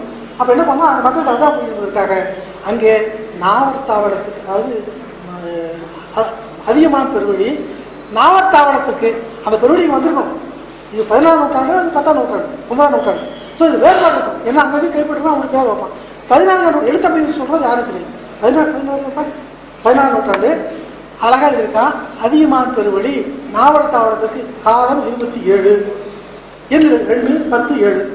சரி, இது நான் படிச்சது தெரியும், நீங்கள் ஏன் படிச்சிருக்கே உங்களுக்கு தெரியும். ஏன்னா படிக்காத மூணு விஷயம் என்ன பண்ணுறான்னு பார்த்துட்டு இருக்கணும். அப்போ என்ன பண்ணா பெருசாக 2 கோழி போட்டான், சின்னதாக 7 கோழி போட்டான், 3 3 6 7 கோழி. அப்போ என்னாச்சு, 2 பெரிய கோழி 10 குறிக்கும். ஏன்னா பழக்கம் தானே. 2 10 10 20, சின்ன சின்ன கோழி 7 27. அப்போ இவர்களுக்கு தெரியும், இது சுக்காலாக கேட்டுருப்பான், நாவற்தாவளத்துக்கு போக வேண்டியமா 27 காலம் பார்த்துட்டு போவான். அதே மாதிரி இன்னொரு 29 21, இந்த கோயில் 29 கல்வி கிடைச்சது. அதுலேயும் அப்படித்தான் அதிகமான பெருவழி நாவற்தாவளத்துக்கு காலம் 29 என்று போட்டு 2 பெரிய குழிகள் 9 செய்ய குழிகள். இது 2 மக்களுக்கும் எல்லா மக்களுக்கும் புரியுது போல எட்டி வைக்கிற பழக்கம் இருந்தது. இது இப்படி வழக்கம் வந்தது. ஆக நம்முடைய பண்பாட்டை மீண்டும் எடுத்துக்கொள்ள வேண்டும், நம்முடைய தமிழை மீண்டும் வளர்க்க வேண்டும், நம்முடைய கலைகளை மீண்டும் கொண்டு வந்து சொன்னால் இந்த கலைகளை பற்றிய அத்தனை சொற்களும் நம்ம தேடி பிடிச்சி புதிய ஒரு சொல்லி படைச்சி புதிய தமிழை படைப்பதற்கு, புதிய தமிழை உண்டாக்குவதற்கு இந்த கல்வெட்டு ரொம்ப பயன்படும். அதில் சமஸ்கிருதம் கலந்துருந்தாலும் சரி, அதெல்லாம் ஒதுக்கி நமக்கு வேண்டியது. அன்னப்பறவை போல தண்ணியும் பாலை கலந்து வச்சா பாலை கொண்டு வருவது நம்ம வீட்டில் பார்ப்போம் என்று சொல்லி இந்த வாய்ப்புக்கு நான் நிறையா பேசுவோம். ஆனால் இது மேலே போனால் தாங்காது. நிறைய சொல்லலாம், நிறைய சொல்வதற்கு இருக்குது. ஒவ்வொரு பற்றி தனித்தனி துறையாக பேசணும். எனக்கு முன்னாள் பேசினா பொதுவாக இப்படி தான் இருக்குது சொல்வதற்காக வந்திருக்கேன். ஆகவே இந்த வாய்ப்புக்கு நன்றி.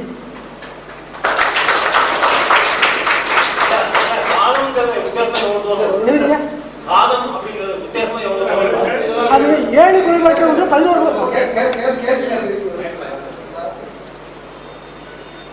சிறப்பு அழைப்பாளர் அவர்களுக்கு சிறப்பு செய்ததற்கு பொறியாளர் சுப்பிரமணிய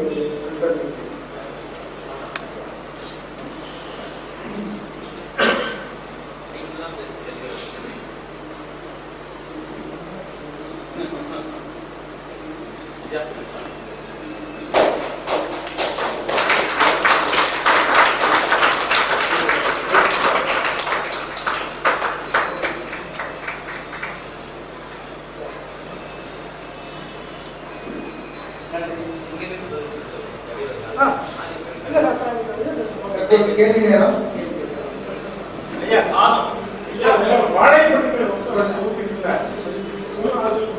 காலம் என்பதற்கு நம்ம பேச கல்வி சொல்ல முடியும், இடமா இருக்கலாம். ஆனால் 11 7 கிலோமீட்டர் 11 கருத்து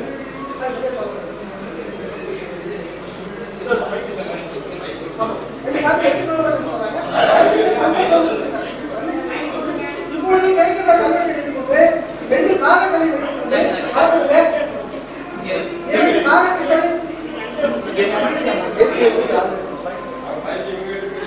எங்களுக்கு கிடைத்த 2 காலக்கற்கள் அதே இடத்துல தான் இருந்ததா மாறி போச்சாலும் தெரியாது.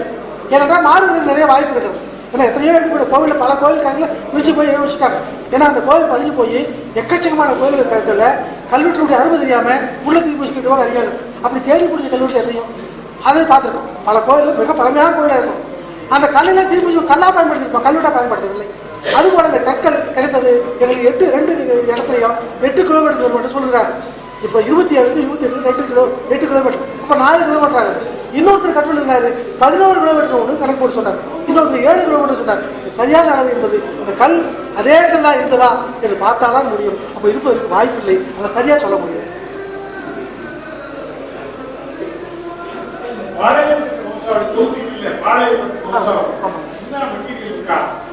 இருக்குங்க, இன்னும் போடாத நிறையா இருக்கு. அது ஒரு காலகட்டத்தில் முடிச்சிச்சு. அது அவசர காலத்தில் அதுக்கு விளக்கம்லாம் எழுதியிருந்தோம். இந்த விளக்கத்தெல்லாம் எழுதி விட்டு அந்த உலக தமிழ்நாட்டுக்காக போடணுன்ற நிலையில எடுத்துட்டு அதை மட்டும் போட்டோம், படிச்சதை மட்டும் அப்படியே போட்டுருக்கோம். இருக்கு அங்கே உலக தமிழ் யோசிச்சு சொன்னால் இருக்கு. அதை யாராவது பதிப்பிட்டோம்னு சொன்னால் செய்யலாம். அதுக்கு முயற்சி செய்யக்கூடிய அவருக்குலாம் முயற்சி செய்கிறாங்க.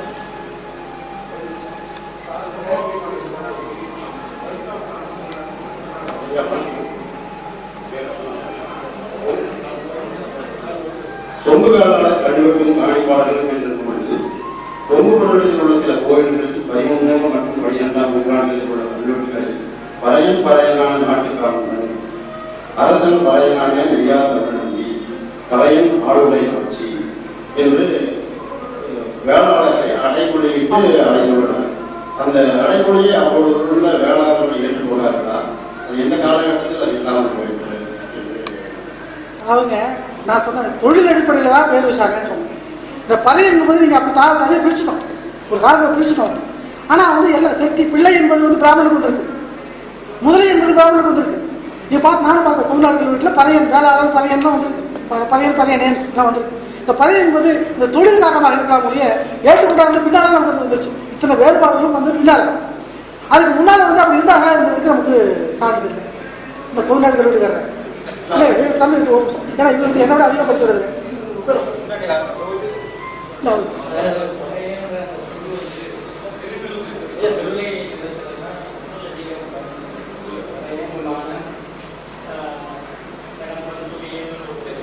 பாடம் பறையன்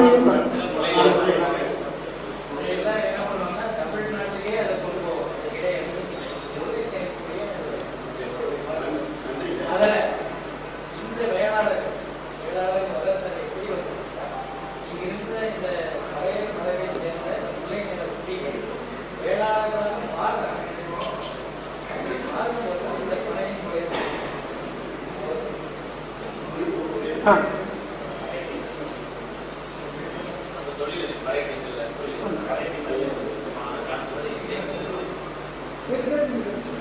விளக்கம் அளித்துள்ள தோல்பாசிக்க பறையன் என்பது இங்கு அரசு சார்ந்த பட்டமேதையுள்ள இயற்பெயர் அல்ல என்றும் பறையன் என்பது சோழர்களால் கொடுக்கப்பட்ட உயர் பட்டப்பெயர் என்று தெரிகிறது. இது புலப்பெயர் அல்ல என்று தெரிவித்துள்ளார்.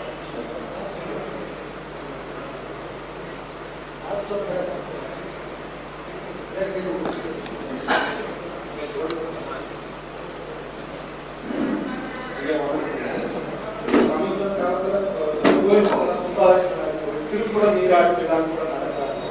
அதில் வடமொழியில தமிழ் மொழியில பழங்காலத்தில் நடந்ததுக்கு ஏதோ ஆதாரம் இருக்குங்களா? இல்லை தமிழ்ல தான் கும்பாபிஷேகம் நடந்திருக்குங்களா? இல்லை இப்போ வந்து இயற்கையா சொல்றாங்க வடமொழிங்கிறது சமஸ்கிருதத்துல தமிழ்ல நடந்ததுக்காக சரித்திர கல்வெட்டுதான் இருக்குங்களா? அதாவதுங்க நமக்கு வந்து நம்ம கல்வெட்டு கிடைக்கின்ற காலம் முழுக்க வடமொழி இருந்த காலம் ஒன்று.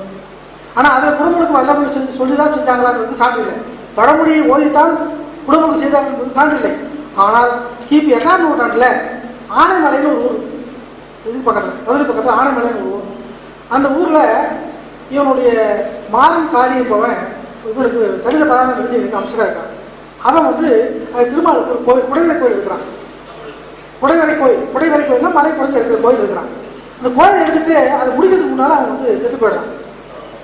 அவனுடைய தம்பி மாறன் எய்வனுங்கிறவன் அந்த முதலமைச்சர் பதவியை எடுக்கிறான். எடுத்து அதில் வந்து திருத்தி நீர் தெளித்தான் என்று வரும். முடியாமல் சொர்க்காரம் சென்றதுனால அவனுக்கு அனுஜன், அந்த வடமொழிக்காரன் எல்லாமே அனுஜன் மாறன் எய்வன் உத்தரமதம் எழுதி புதுக்கி வந்து நீர் தெளித்தான் வரும். நீர் தெளியாமே அசோகம் போனனால அப்போ நீர் தெளித்தல் என்பது வந்து அப்போ இருந்தது. ஆனால் அது வடமொழி ஓதி தான் செஞ்சாங்களா என்பது சான்று இல்லை. வடமொழி ஓதி தான் செஞ்சாங்களா என்பது சான்று இல்லை. ஏனென்றால் இடத்தை கொடுத்து கிடைத்தாச்சு. அவங்களுடைய வாழ்க்கை இது, வாழ்க்கை நிலைநாட்டுவதற்காக கோவிலில் ஓதுவது மறந்துடும். ஏன்னா அது வந்து முழுக்க எதிராக கிடையாது. அதை ஓதி மனசு வச்சுருக்கிறது தான். அப்படி பண்ணதுனால வந்து வச்சாங்க ஒழிய அது இப்படித்தான் ஓதி செஞ்சாங்களா என்பது சான்று இல்லை.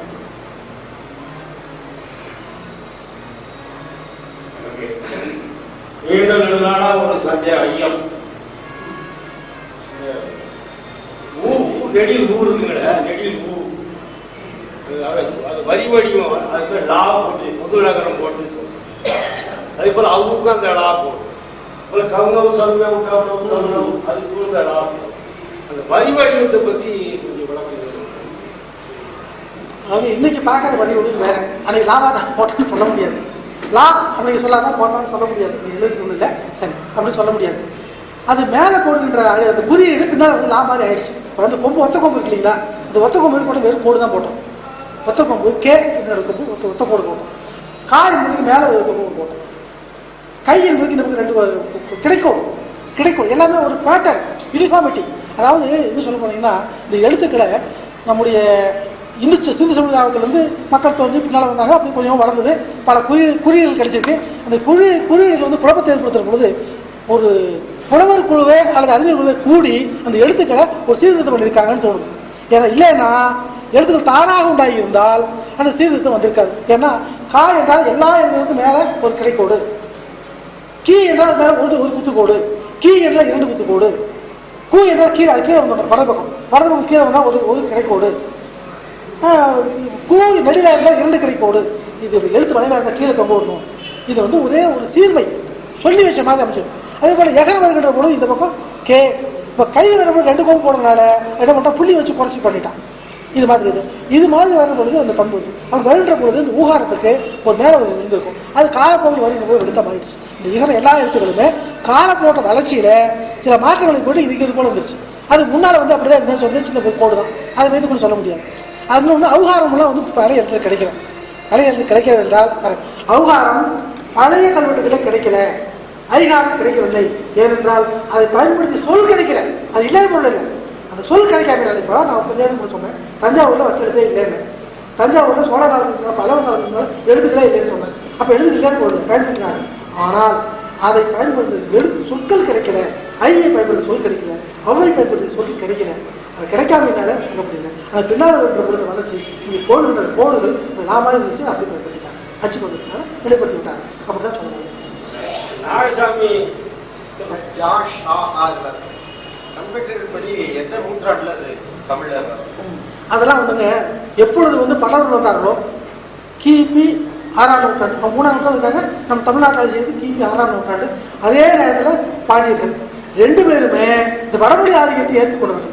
இந்த வடமொழி ஆதிக்கத்தை ஏற்றுக்கொண்ட பொழுது அவங்க எங்கெங்கெல்லாம் வடமொழி சொற்களை பயன்படுத்த முடியுமோ, அது கல்வெட்டில் இருந்தாலும் சரி, செப்பேட்டில் இருந்தாலும் சரி, எங்கெல்லாம் வடமொழி சொற்களை பயன்படுத்த முடியுமோ, தேவையில்லாமல் கூட வடமொழி சொற்களை போனால் கூட கோவில் இடத்துல எல்லாத்தையுமே அந்த இடத்துல பயன்படுத்துறாங்க. அந்த வடமொழி இடத்துல பயன்படுத்துறாங்க. அப்போ வந்துச்சு. பழைய கல்வெட்டில் கிடையாது. உண்டு உண்டு உண்டு உண்டு அப்படிதான் வந்துச்சு. எப்பொழுது வந்து வடமொழி இருந்தால் அப்படிதான் வந்து விட்டது. இந்த ஷாஜாஹாலாம் வந்துச்சு. ஏன்னா அதெல்லாம் முடியாது. இப்போ ஸ்ரீ போடுறீங்க, அன்னைக்கு ஸ்ரீ போட்டான். ஸ்ரீ என்பது சா ஸ்ர ஸ்ரீ. பிராமணன் போட்டான், பிராமணஹா வரணும். அப்படியே வந்து அதில் மாற்றம் இல்லை. அந்த எழுத்துக்கள் எப்பொழுது தமிழ்நாட்டுக்கு நுழைந்ததோ வந்துச்சு. அதுதான் சொன்னாரு. தொழிலாளர் காலத்தில் இல்லை, தொழிலாளர் காலத்தில் வருகின்ற போது ஒரு சொல்லா சொன்னார், வட சொற்கிழமை வடமெழுத்தூரி அப்படி சொன்னார். அது சொன்னது வந்து சமஸ்கிருதத்துக்கு இல்லை, அப்படிதான் கூடிய பிராரதத்துக்கு. இன்னொன்று, அப்பொழுது தமிழ்நாட்டில் வெளியிலிருந்து எந்த பொருள் வந்தாலும் மொழிபெயர்த்து விடுவார்கள். பேச்சொற்களை மொழிபெயர்க்க முடியாது. அந்த பேச்சொற்களை மொழிபெயர்க்க முடியாதனால என்ன பண்ணாங்க, அதை தான் இதாக பார்த்தாங்க, படம் எடுத்து சொன்னாங்க. அதுக்கு எடுத்துக்காட்டா இந்த செங்கத்தில் நடிகர்கள் கழித்த பொழுது அது நாட்டுப்புற மக்கள் பயன்படுத்துவது. நல்லா பார்த்துங்க, அரசனுடைய வழி வேறு, நாட்டுப்புற மக்கள் வேறு. அரசனுடைய வழியில மகேந்திரன் என்றால் மகேந்திரவர்மருக்கு அப்படி போடுவான், சிம்ம விஷ்ணு அப்படி போடுவான், அப்படி போடுவான். ஆனால் அதே நேரத்தில் அவங்களுடைய காலத்தில் வெளியிடப்பட்ட நடிகர்கள்ல சிங்க விண்ண பருவருக்கு, மசீந்திர பருவருக்கு அல்லது மையேந்திர பருவருக்கு என்று தமிழ் மொழியில தமிழ் எழுத்துக்களான தமிழ் ஒழிப்பு மொழி எழுதுகின்ற மரபு இருந்தது. அது தொல்காப்பியுடைய கருத்து. தொல்காப்பிய காலத்தை பொதுமக்கள்லாம் பயன்படுத்தினாங்க. இந்த அரசன் வருகின்ற பொழுதுதான், அந்த ஆயுதம் வருகின்ற பொழுது அந்த மொழி அப்படியே பயன்படுத்துறது மாற்றிட்டாங்க. வடமொழி நேரடியாக கல்விட்டு பார்க்கலாம். இங்கே எப்படி வந்து மகேந்திரன் தமிழ் வந்து எழுதுகிற வடமொழி எழுதுறாலும் அதே இடத்துல நாட்டுப்புற மக்கள்ல அதே ஆட்சியாட்டில் இங்கே வந்து அழகான தமிழில் மசீந்திர பருவருக்கு, கோ விசைய விய அல்லது விசைய மையந்திர பருவருக்கு, கோவிசி நரசிங்க பருவருக்கு, சிங்க விண்ண பருவருக்கு என்று வருகின்ற அழகான தமிழை பார்க்கலாம். அது அப்போ வந்துச்சு. சம்பை கல்வெட்டுல ஷா வடமொழி ஷா இருக்கு. என்ன வந்துச்சு? அப்புறம் ஒருமணல் எஸ்டிமேஷன்ல இப்போ வந்து அது அதுல ஷா இல்லை. அப்பொழுது வந்து என்ன சொன்னா ரொம்ப புரியுது. அது சாசா ரெண்டு இல்லை. நாகசாமி நாகசாமி கிராமி எழுத்துக்கள் தான் தமிழ் எழுத்துக்கள் பிறந்துச்சுன்னு சொல்றாங்க. அதாவதுங்கய்யா, சில பேர்த்துக்கு கொள்கை தான், சில பேர் ஏற்றுக்கொள்ள முடியாது. இப்போ ஒரு செய்தியாக சொல்கிறேன். ஐராவத மகாதேவன் கூட சில சமயத்தில் ஐராவத மகாதேவன் தெரியும், புத்தகத்துக்கு பார்த்து ஐராவத மகாதேவன் கூட சில சமயத்தில் அவர் கூட போயிருக்கேன். கூட போகின்ற பொழுது அவர் வந்து இதாக சொல்லுவார், காலத்தை எப்படி கடிக்கிறது அப்படின்னு சொல்லுவார். சொல்கிறப்ப நான் சொன்னேன், ஏன் அதுக்கு முன்னே இருக்கக்கூடாது என்பது காரணம் தான் சொன்னேன். நீ வேணா வச்சுக்க அப்படின்னாரு. ஏன்னா அவங்களுக்கு இன்னும் கொண்ட கொள்கையை வச்சுட்டு அவங்களுக்கு கனி வச்சுட்டாங்க, இப்படிதான் சொல்லுங்கிற வச்சுட்டாங்க. அதனால சீக்கிரம் மாற்றிக்கொள்ள முடியவில்லை. ஏன்னா அவங்களுக்கு உள்நோக்கம் அது ஒரு காரணம். எத்தனை பேர் சொன்னாலும் தனக்கு ஒரு உள்நோக்கம். அதுக்கு வழிந்து கட்டி தேடுறது தானே ஆராய்ச்சி அப்படி தான் இருக்கும். வழிந்து கட்டி இதுக்கு ஏற்ற தேடணும். அது வந்து சில மறுக்க முடியாமல் போயிடுது. வந்து புதுசாக கல்வெட்டு கிடைக்கும், மறுக்க முடிய போகிறதில்ல. என்ன சொல்ல போனீங்கன்னு சொன்னால், தமிழ்நாட்டில் மட்டும்தான் கிமு அசோகனுக்கு முன்னால், நான் அசோக காலத்தை கூட அசோகம் வந்து எல்லா இடத்துலையும் பயன்படுத்தல, அவன் அந்த தர்ம கருத்துக்களை சொல்வதற்காக மட்டும்தான் விட்டு வச்சான், பொதுமக்கள் பயன்படுத்தவில்லை. ஆனால் தமிழ்நாட்டில் அப்படி இல்லை. ரொம்ப எளிய பொதுமக்கள் தாங்கள் செய்கின்ற சக்தி ஆழ்வது கொண்டு கிமு இதுவரை கிடைச்சல கிமு 6ஆம் நூற்றாண்டு வந்து பொதுமக்களுடைய பயன்பாடு நிறைய பயன்படுத்திருக்கு. அதை அவரே ஒத்துக்கிறாரு. தமிழ்நாட்டில் கிறிஸ்துவ காலத்தில் முழுக்க தப்பு எழுத்தறிப்பட்டவர்களாக இருந்திருக்காருன்னு சொல்லியிருக்காங்க. ஆனால் போகின்ற பொழுது அங்கிருந்து வரணும்னு சொல்லக்கூடிய ஒரு ஆசையினால அதை மாற்றிக்கொள்ள முடியாது செய்கிறோம். அது நான் பார்த்தேன். அதுக்கு நம்ம வழியாக இருக்கணும். அதாவது இந்த பொய்யுடைய ஒருவன் சொல்ல உண்மையால் மெய்போடுமே மெய்போடுமே, மெய்யுடைய ஒருவன் சொல்ல மாட்டாமையால் பொய் போடுங்கிறது இருக்கிறப்போ நாம் யாரும் வந்து ஆழமாக படிக்கலை, எடுத்து சொல்லலை, நம்ம மேலே குறை வச்சுருக்கோம். அதனால ஐதாவது மாதிரி தூக்கிடலாம், நாகசாமி தூக்கிடலாம். எதனால ஆழம் இல்லை, நம்முடைய அறிவாளி அதை நம்ம பயன்படுத்தலை. ஒரு காலத்தில் படித்த மாதிரி நீ தமிழ் படித்தவர்கள் யாரும் படிக்கல. தமிழ் படித்தவர்கள் மட்டும் இல்லை, யார் யார் வெளியிருந்தாலும் அவர் எல்லாம் ஆழமாக படித்தார்கள். நீங்கள் ஆழமாக படிக்கிற வினாவிடை கல்வியாக போச்சு. இந்த சிலப்பதிகாரம் சொல்லுவாங்க, வினைவிலை கால மாதிரி யாவதும் தேரானாகி சொல்ற மாதிரி வினாவிடை கால மாதிரி யாருன்னு புரியாமல் போய் விளையாடுறீங்களா அது மாதிரி போயிட்டோம். நம்ம மேலே குறை இருக்குங்க. நாசாவை சொல்கிறாங்கன்னா அதை மாற்றணும். ஒரு எடுத்துக்காட்டு ஒரே ஒரு எடுத்துக்காட்டு. நான் பெரிய அறிவாளி இல்லை, எனக்கு நான் ஆர்வமுடையவன். ஒரு முறை இது புதுசாக கல்லூரி கண்டுபிடிச்சி ஒரு கூட்டம் போட்டு நடத்திட்டு இருக்காரு. அப்போ எழுத்துக்கள் வந்து அங்கே தான் இருந்து வந்ததுன்னு சொன்னார். அப்புறம் தொழிலாளர்கள் சில எழுத்துக்காட்டு கொடுத்து ஏங்க இங்கிருந்து போயிருக்க கூடாதுன்னு சொன்னேன். சொல்ல முடியாது, அப்படியே போயிட்டு அவ்வளோ பேசுகிறேன். தப்பு சொல்ல நான் அறிவாளி இல்லை, எனக்கு ஒரு தோணுதுன்னு சொன்னேன். நான் கேட்ட வினாக்கள் வந்து அவங்க விட சொல்ல முடியாது. அது மாதிரி வந்து நம்ம இன்னும் என்னோட ஆழமாக படிச்சு தான் சொல்லுவேன். அதை காரணம் நிரூபிக்கலாம். அப்போ நானும் வந்து நிறைய படித்தாருன்னா சும்மா வெறும் இது வந்து கோவப்படுறதையோ உடைச்சு சொல்றதோ இல்லை. அதை விட நிறைய படிப்பு அதை வள்ளுவர் வந்து ஆடும் போது நம்ம தூக்கிக்கலாம். ஏன்னா அது வரையும் சொல்லிட்டு தான் இருப்பாங்க, வேற வழி இல்லை. பிராமணர்கள் பயன்படுத்த பிராமி எழுத்துங்கிற இல்லை அது அதாவது பிராமி எழுத்து என்பது பழைய எழுத்துக்கள் வந்து ஒரு 12 வகை எழுத்து சொல்கிறாங்க. 12 வகை எழுத்து 18 வகை எழுத்து பழைய வந்து எங்களுடைய சமய சபை இவங்களும் சொல்லுது. ஆனால் இந்த எழுத்தானே சொல்லலை. இவங்களாம் என்ன வச்சாங்க, இவங்களாம் வைத்துக்கொண்ட பெயர் தான் அதான் சொல்ல முடியாது. அந்த எழுத்துக்களுக்கு அதான் பேர் சொல்ல முடியாது. அவர்களாம் வந்து ஒரு பிராமி முதல்ல இருக்கிறா பிராமின்னு தெரிவிச்சிட்டாங்க. அதை அப்படியே சொல்லிட்டோம். அப்புறம் வந்து தமிழ் பிராமி, தமிழ் வந்து தமிழ் பிராமிட்டாங்க. இப்படியான சொல்லியும் பிராமி என்பது பேர் அந்த எழுத்துக்கு தானா என்று இன்னும் உறுதிப்படவில்லை. இந்த எழுத்தா சொன்னாங்கன்னா நம்மளால சொல்ல முடியாது. இவர்கள் இந்த ஒரு குறிப்பாக வைத்துக் கொண்டது தான் பிரம்மா படிச்சாங்கிற மாதிரி. அது பிராமின் வந்து பிராமி தான் அது சொல்லி முதல் கல்வெட்டு சங்க காலத்துக்கு முன்னால் இருக்கிற ஒரு கல்வெட்டு கிடைக்கல, கொங்கு மண் தான் சொல்லுவாங்க. கடற்புறவர்கள் வந்து இந்த கொங்கு மாவட்டத்தில் கொஞ்சம் ஆட்சி பண்ணியிருக்கிறாங்க. அவங்க காலத்து கல்வெட்டு ஏதாவது கிடைச்சிருக்காங்க? கடற்புற கல்வெட்டு இருக்கா கொங்கு நாட்டில் கடற்புற கல்வெட்டு இருக்கா? ஏன்னா என்னோட அறிவாளி இல்லை, உண்மைதான்.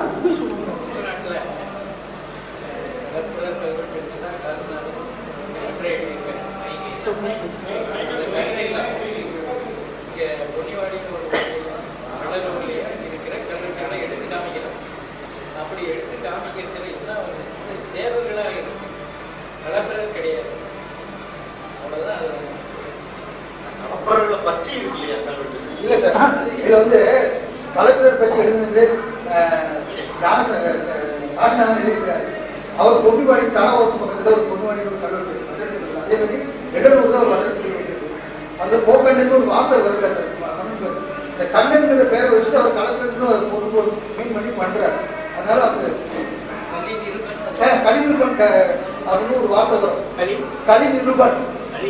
ஆமாம், அதை வச்சுட்டு அவர் வந்து கலெக்டர் தான் இருந்தால் அது அப்படி இல்லை. அது வந்து சேரர்கள் 10ஆம் நூற்றாண்டு வரை சேரர்கள் ஆட்சிக்கிறாங்க. அது அவங்களுக்கு அவங்களுக்கு டைனாஸ்டியில் மன்னர்கள் கிட்டத்தட்ட ஒரு 6-7 பேர் வர்றாங்க. அதை வச்சுட்டு ஒரு கெஸ்ட் பண்ணி சொல்கிறாரு. ஆனால் கலெக்டரோட கல்வெட்டாக நினைக்கிற கூழாங்குறிச்சி கல்வெட்டில் கொங்கு நாடை பற்றி ரெஃபரன்ஸ் இங்கே இருக்கிறது இல்லை. என்னோட ஆர்வமானவங்க அதான் இருக்கேன்.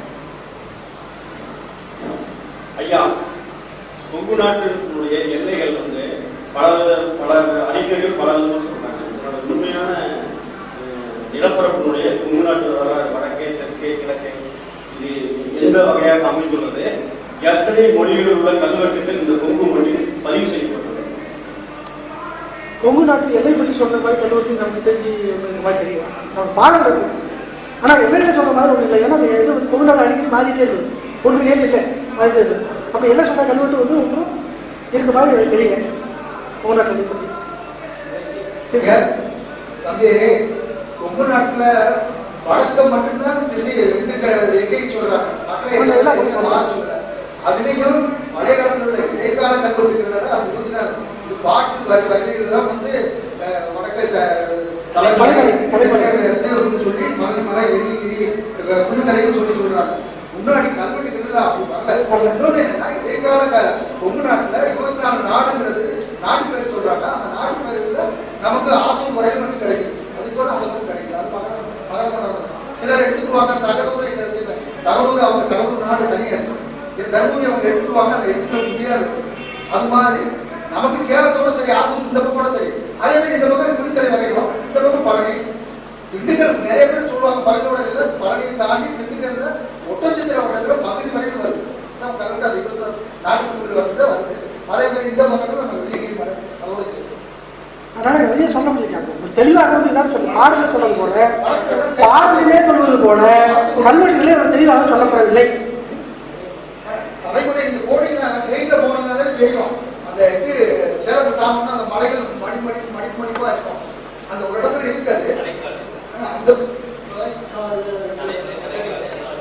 தலைக்காடு நம்ம அதுவும் படம் இது போகுது கர்நாடகத்துக்கு வந்து தலைக்காடு பெரும்பாலைன்னு ஒவ்வொருக்கு சொல்லுவாங்க. பெரும்பாலை ராஜகேஸ்வரி பெருவெளி பாதை வந்து சேரநாடு வந்து உள்ள வருது. அது எதை நோக்கி போகுது இதுவரைக்கும் இருக்கு? மற்ற பெருவெளிகள் வஞ்சி பெருவெளி, வீரநாராயண பெருவெளி அதை பற்றிலாம் அங்கே பெருவெளியை பற்றி நிறைய சொல்லுது. இப்போ தஞ்சாவூர் மாவட்டத்தில் கூட பெருவெளியை பற்றி வருது. என்ன சொல்கிறேன், பெருவெளி என்பது ஆந்திரசா வெளி குறுகிய வழி இருக்கும். இட்டேரின்னு ஒன்று கேள்விப்பட்டீங்களா? இட்டு நெறி நம்ம உண்மையான இட்டு நெறி. இட்டு என்றால் இடை சிறியது பொருள், இட்டிகை சொல்கிறோம். அதனால இட்டு நெறி என்று சொல்வதோ இட்டேரின்னு வந்துச்சுங்க. அது சிறுவழி.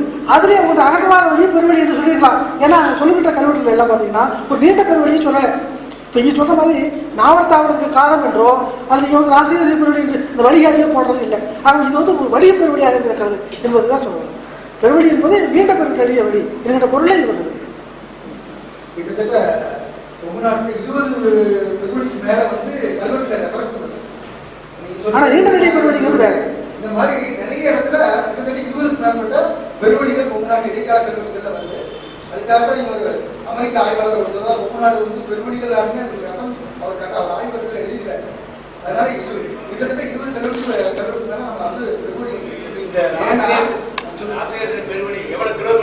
அது தெரியலைங்க. நமக்கு அது சான்று கிடைக்கல. சான்று இல்லை. எப்படி சொல்றேன்னா பாலக்காட்டு வழியா, அதாவது மேற்கடற்கரையில இருந்து ஆரம்பிச்சு உள்ள வர்றவங்க பாலக்காட்டு கழகம் வழியா வந்து இது 3 பெருவழியா புரியுதாங்க. ஒரு இடத்துல தான் வந்து அதுக்கு பின்னாடி 3 வழியா போயிடுது. ஒண்ணு வந்து பழனி அது வழியா போய் நேர மதுரை வழியா போய் குட்டி போகுது. இன்னொரு பெருவழி வந்து கரூர் வழியா போய், கரூர் வந்து வெள்ளலூர், இருவூர், சூலூர் இது வழியா போய் ஒரு வழி போகுது.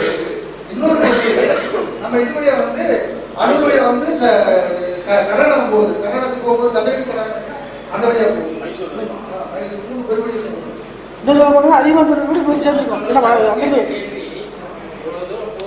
ஆமா அதான் தெரியல.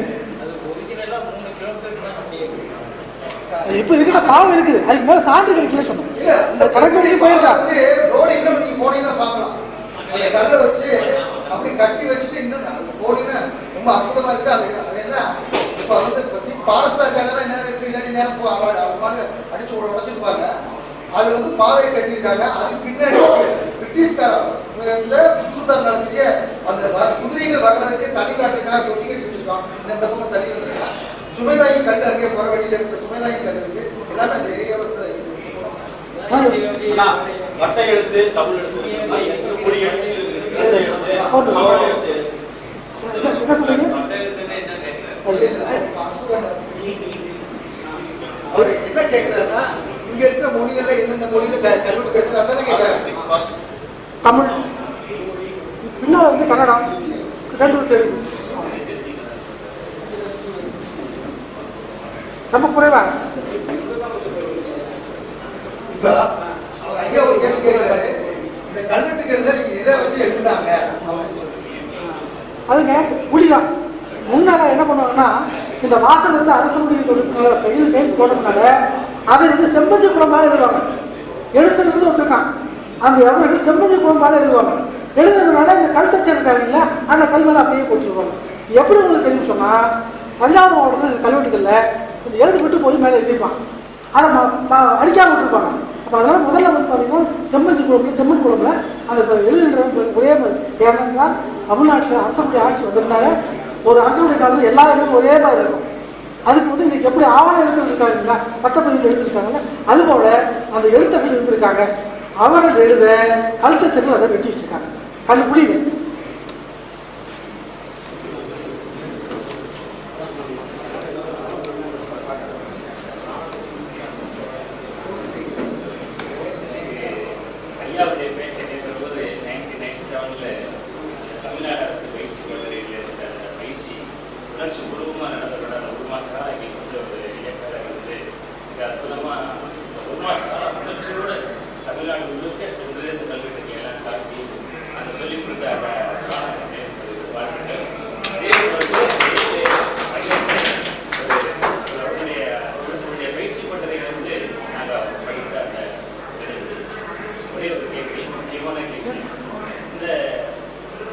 சமண மொழிகளுக்கு அங்கே சமண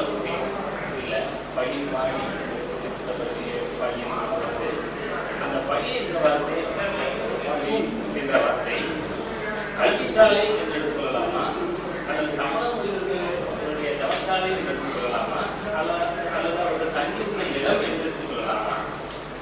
அங்கிருந்துதான் தமிழ் தேசிய கல்வி தோற்றம் பெற்றது என்று எடுத்துக்கொள்ளலாமா? அதாவதுங்க அப்படி வந்து புள்ளி விஷயம் எழுதுகிற பழக்கம் கூட்டு எழுத முன்னாடி பள்ளி என்பதே பள்ளியில் எழுதுவாங்க. சில சமயத்தில் அந்த ஒரே விட்டுட்டு அதெல்லாம் எழுத பழக்கம். பள்ளி என்பது படுக்கை தான்.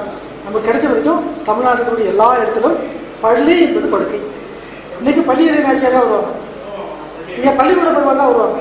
முன்னாடி பள்ளி என்பது தங்குமிடம் படுக்கை தான். அந்த பள்ளி வந்து அவங்க தங்குற இடம், அங்கே கல்வி கற்றுக் கொடுத்துருக்காங்க, அதனால அது பள்ளி ஆகிடுச்சு அப்படின்னு சொல்ல முடியும். மற்றபடி அதுக்காக வந்து தங்குற இடம் தான். அது வந்து பள்ளிக்கூடமாக ஏற்படுத்தவில்லை. அங்கே குருவார்கள் கற்றுக்கொள்வார்கள். கற்றுக்கொள்வதற்கு தொழில் இருக்கிற மாணாக்கர் மாணாக்கி இருந்தாங்க. மாணவர்கள் மாணாக்கர் மாணாக்கியர் மாணவர்கள் இப்போ சொல்லுது. ஆனால் பழைய சொற்கள் எல்லாவற்றிலையும் பார்த்தீங்கன்னு சொன்னால் பெருகதை போட்டு பழைய கல்லூரிகள் கொண்டு மாணாக்கன் மாணாக்கி இந்த கல்விகளை கல்லூரி பார்த்தீங்கன்னா அந்த துறை பெண் துறைக்கு மாணாக்கி இருந்திருக்காங்க, மாணாக்கர் இருக்காங்க. அவங்க அந்த போகின்ற போது அவங்க கற்றுக் கொடுப்பாங்க. அந்த வழியில் வந்து தான். அதனால பள்ளி என்பதை அப்படியே பயன்படுத்தணும்.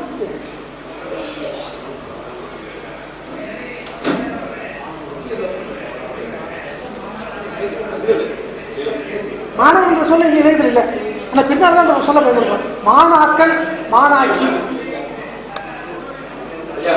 குழந்தை திருமதிக்கான கும்பகோணம் இல்லை, குழந்தை என்பது குடமூக்கு. குடமூக்கு என்பது பழைய பெயர், அதை சுருக்கமாக சொல்லி குழந்தை. அந்த குடமூக்கு என்பது குடம் என்பது வந்து கும்பமாக்கி, மூக்கு என்பது கோணமாக்கிட்டாங்க. எப்படி நான் சொல்ல பார்த்தீங்கன்னா மொழிபெயர்க்கின்ற பொழுது அது மொழிபெயர்த்து சொல்வதற்காக அப்படி மாற்றினாங்க. குடமூக்கு என்பது குழந்தை அப்படிங்கிறது வந்து இப்போ குடம் என்று வைத்துக்கொண்டு அந்த குடம் அதை அப்படியே வச்சுட்டு மூக்கு என்பது கோணம் வச்சுட்டாங்க. அப்படி மொழிபெயர்க்கலாம். பழைய கல்லூரிகள் எங்கேயுமே உள்ள கோணம் வரல, குழந்தை தான் திருக்குழந்தை குழந்தைக்கு இது கோட்டம் இப்படி தான் வருது. அப்படி நிறைய வேதனையும் அப்படிதான். திருப்பதிக்காடு தான், அது ஒன்றும் ஐயமே இல்லை. திருவாரூர் பாடுவது, சின்னாசனத்தில் பாடுவது, என்ற கல்லூரிகள் எல்லாம் திருமதிக்காடு தான். திருமதிக்காடவே அதுதான். எல்லாவற்றையும் நிறைய அப்படி மாற்றுறது எல்லாம் நிறைய இருக்குது. ஒன்று நம்ம மதுராடம்னு ஒரு ஊர் இருக்குது. மதுராடம் வந்து வந்து இவர்கள் முட்டுவிட்டாக கொடுக்கின்ற பொழுது பிரம்மதேயம் சதுவேதி போட்டு கொடுக்கின்ற பொழுது பழைய தமிழ் பெயரெல்லாம் மாற்றி இந்த வடமொழி பேரில் வச்சாங்க. அப்படி பட்ட பேரில் வடமொழி பேர் தான். மதுராந்தகன் கேரளாந்தகன் எல்லாமே வடமொழி பேர் தான். இப்போ சென்னைக்கு பக்கத்தில் மதுராந்தகன் ஊர் இருக்குது. இந்த மதுராந்தகன் ஊருக்கு பேர் உண்மையான பேர் வந்து திருவட்டாறு. அது எங்கடா கிடைச்சதுன்னு சொன்னால் நல்ல கிடைச்சா பழைய கோயில் கல்வெட்டில் இறைவன் வந்து ஊரை சார்ந்து வைப்பார். அந்த உடையார் திருவிழாடு உடையார் மதுராந்தகத்துக்கு மதுராந்தக சதுர்வேதி மண்டலத்து உடையார் திருவிழாடு உடையார் வந்துச்சு. அந்த சாமி பேர் வந்து பூரா எடுத்துக்கலாம், ஊர் வந்து சாமி பேர் எடுக்கலாம் என்பது நிறைய இருக்கு. அதனால எல்லாவற்றையும் மாற்றிக்கிட்ட போது மாற்றினாங்க. பொதுவாக இந்த இந்துத்வா ஸ்பான்சர்ட் ஆர்கியாலஜிஸ்ட் எல்லாம் நிறைய பேர். இப்போ ராஜாராம் பல வருடத்துக்கு ஒரு கட்டுரையை அதாவது சிந்து சம்பளி நாகரிகம் தான் ஆரிய நாகரிகம் நிறுவுவதற்காக அந்த காளையை வந்து ஆக்கி அங்கே பேசப்பட்ட மொழி சமஸ்கிருதம் அப்படின்னு சொல்லி இது கிட்டத்தட்ட 10 வருடத்துக்கு முன்பே வந்து சொல்லி இன்றைக்கு அவங்க ஆட்சிக்கே வந்துட்டாங்க. ஆட்சிக்கே வரும்போது இந்த மாதிரி இந்துத்வா ஸ்பான்சர்டு ஆர்கியாலஜிஸ்ட் நிறைய பேர் இருக்காங்க. அதுல நாகசாமியை குறிப்பிட்டு சொல்லலாம். ஏன்னா அவர் சிறப்பதிகாரத்துல இலங்குவோர் சொல்லக்கூடிய நாட்டிய நன்னூல் என்பதே நாட்டிய சாஸ்திரம் சொல்றாரு. இப்படி ஒரு பக்கம் இந்த தொழிலுடைய அரசியல் இயங்கி கொண்டிருக்கும் போது நீங்க வந்து எட்டிமாலஜிஸ் பற்றி சொற்பிறப்பியல்லையே ஒரு பெரிய வரலாற்று ஒரு நீங்க சொன்னீங்க. உங்களை போன்ற அறிஞர்களை தமிழ் தேசத்தை வலியுறுத்தக்கூடிய திராவிட கட்சிகள் உங்களை போன்ற அறிஞர்களை எந்த அளவிற்கு பயன்படுகின்றன, அவங்களுக்கு இந்த வரலாற்றை மீட்டுருவாக்கம் செய்வதற்காக நீங்க கொடுத்த கான்ட்ரிபியூஷன் சொன்னீங்க. தமிழ் தேசியம் இப்போ வந்து இந்த அரசியல் போகிறது வேணாம் தோணுச்சு. இதெல்லாம் சொல்லிடுறேன். இந்த நமக்கு ஆட்சி செய்கின்ற எந்த அரசும் பேருக்கு தான் தமிழ், அவர் உள்ளார்ந்த தமிழ் இல்லை. அது முதல்ல புரிஞ்சுக்கணும்.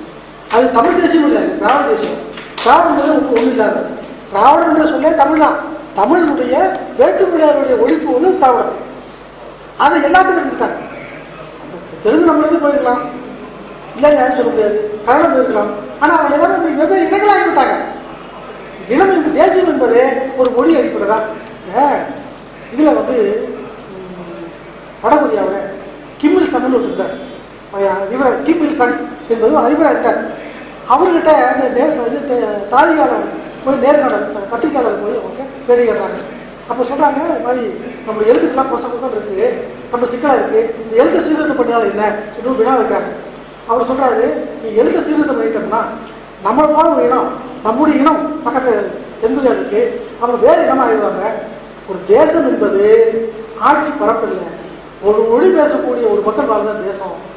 அந்த மொழியினுடைய செம்மை பயன்படுத்தணும். இந்த மொழியை செம்மப்படுத்தணும். முதல்ல எழுத்தை பற்றி எவ்வளோ பேசலாம், இந்த மொழியை செம்மப்படுத்த முக்கியம். நாம் ஒரு காலத்தில் ஜப்பானுக்கு இடையும் சைனாக்கு இடையும் நம்ம அடிபட்டு இருக்கிறோம். அதனால் ஜப்பானிய சொற்களும் சீன சொற்களும் நம்முடைய மொழியில் கலந்துருச்சு. ஆகவே முதல் கடமையாக நம்முடைய மொழி இதுக்கு நம்முடைய மொழி பெரிய மொழி சொல்கிறார், பெரிய பழமையான மொழி, அதை மீண்டும் நல்ல மொழியாக கொண்டு வரணும். அதுக்கு ஒவ்வொருவரும் செய்ய வேண்டியது, முதல்ல ஒரு சொல்ல எடுத்துங்க, இந்த சொல் என்ன சொல்லிட்டு இருப்பா, இது கொரிய சொல்லாங்க அப்படின்னு பொறுத்து, கொரிய சொல் இல்லாத வேற சொல்லாக இருந்தால் சீன சொல்லாகவோ சப்பானிய சொல்லாக இருந்தால் அதுக்கு ஏற்ற கொரிய மொழி சொல்லி உண்டாக்கும். இல்லை என்றால் நம்முடைய மூலக்கூறிலே இருக்கிற ரூட் மூலக்கூறில் இருந்து புதிய சொல்லை உண்டாக்குங்கள். நம்ம நாட்டில் தயாரிக்கின்ற அத்தனை எல்லா பொருளும் நம்ம மொழியில் பேர் வைங்க என்று ஒரு பெரிய சொற்பொழிவு சொல்லுவோம். அதுபோல அவர்கள் அந்த எண்ணம் இல்லை. எல்லாம் பழகி போச்சு என்பதற்கு ஆட்சி நடத்துவதற்கு வேணுங்க தவிர அவர்கள் மொழி மேலே பற்றி கொஞ்சம் கூட இல்லை. வந்து இந்த மொழியால் வந்து உங்களுக்கு பயன்படும் வந்து அவர் வந்து சொன்னா உடனே சேர்ந்த மொழி இல்லைன்னு சொன்னால் வடமொழி வரும். அவர்களுக்கு அந்த நோக்கம் இல்லை, உள்ளாத நோக்கம் இல்லை. அதான் முன்னாள் நண்பர்கள் சொல்லியிருந்தேன், தேவையான பாவனை கேள்விப்பட்டிருப்பீங்க. அவர் ஒரு முறை பேசி பாதிக்கிற பொழுது, தம்பி விசிஜி தம்பி, இந்த பேராவிசிக்காரர்களுக்கு தமிழ் இருந்தாலே அதிகமாக்கிறது, திமுகவுக்கு தனித்தமிழில் அதிகமாக்கிறது, இதான் சிமுசம் அப்படின்னா அது மாதிரி அவங்களுக்கு அது உள்ளாதமாக இல்லை. உள்ளாதமாக இருந்திருந்தால் எல்லாரும் பேரை மாற்றிக்கிற பொழுது அந்த இதனுடைய தலைவர் பேரை மாற்றி அப்படி உள்ளாத எண்ணம் இல்லை. வெளியில் ஆரவாரமாக போகிறது இந்த ஆரவாரமாக போச்சு.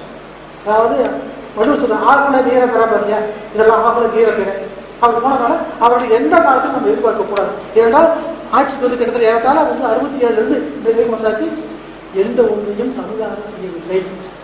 எத்தனை மாணவர்கள் வித்தியாசம் ஒன்றும் இல்லை. நீ மருத்துவத்துறையை பற்றி மிக அழகான சொல்ல ஊர் எழுதி வச்சா இத்தனை கோடி தண்ணி சொல்லிருப்பாங்க, அழகாக இருக்குமா, தனியாக எழுதிக்கணும் ஒரு இல்லையா, ஏன் அது செலவு இல்லை. பொறியியலை பற்றி மிகச்சிறந்தவங்களுக்கு யார் கொடுக்குறாங்களோ அவங்களுக்கு வந்து இது தொகை கொடுக்குறோம், தேர்தலுக்கு கூட்டு சொன்னா கூட்டுவோம். முன்னால தமிழ்நாடு பாடத்திட்டத்துக்கு முன்னால பாடத்திட்டத்தை வகுத்து கொடுத்து வெளியே இருக்கிறவங்க ஊழல் சொல்லுவாங்க. யாருடைய சிறப்பாக இருக்கிறதோ அதை தேர்ந்தெடுத்தார்கள், நல்ல நூலாக வந்தது, இது எல்லாம் தப்பு தோறமாக வரும். அதுபோல இவங்களுக்கு எண்ணம் இருக்குதுதான். சும்மா வாரி வழங்கினா பல்கலைக்கழகம் வச்சு மாநாடு இருக்கிறத விட மருத்துவத்தை பற்றி மிக சரியான கலைச்சொற்றோடு இந்த நூலை யார் கொண்டு வராங்களோ அவங்களும் இத்தனை பருவம் சிறி உலக தேவையில்லை. இந்த அறிவு மட்டும் போதும். நல்ல தமிழ் இருக்க வேண்டும். அதுக்கு கலைச்சொற்று விவாதங்கள் கொண்டு வரணும் சொல்லி சொல்லுங்க, கட்டாயம் செய்யல செய்யணும். அது நடக்குது. இல்லை வந்து ஆரம்பம் தமிழ் இருக்கிறது ஆரம்பம். இப்போ நம்ம வந்து போடுற ஆன்மீகம் சொல்லி போடலாம், அது போட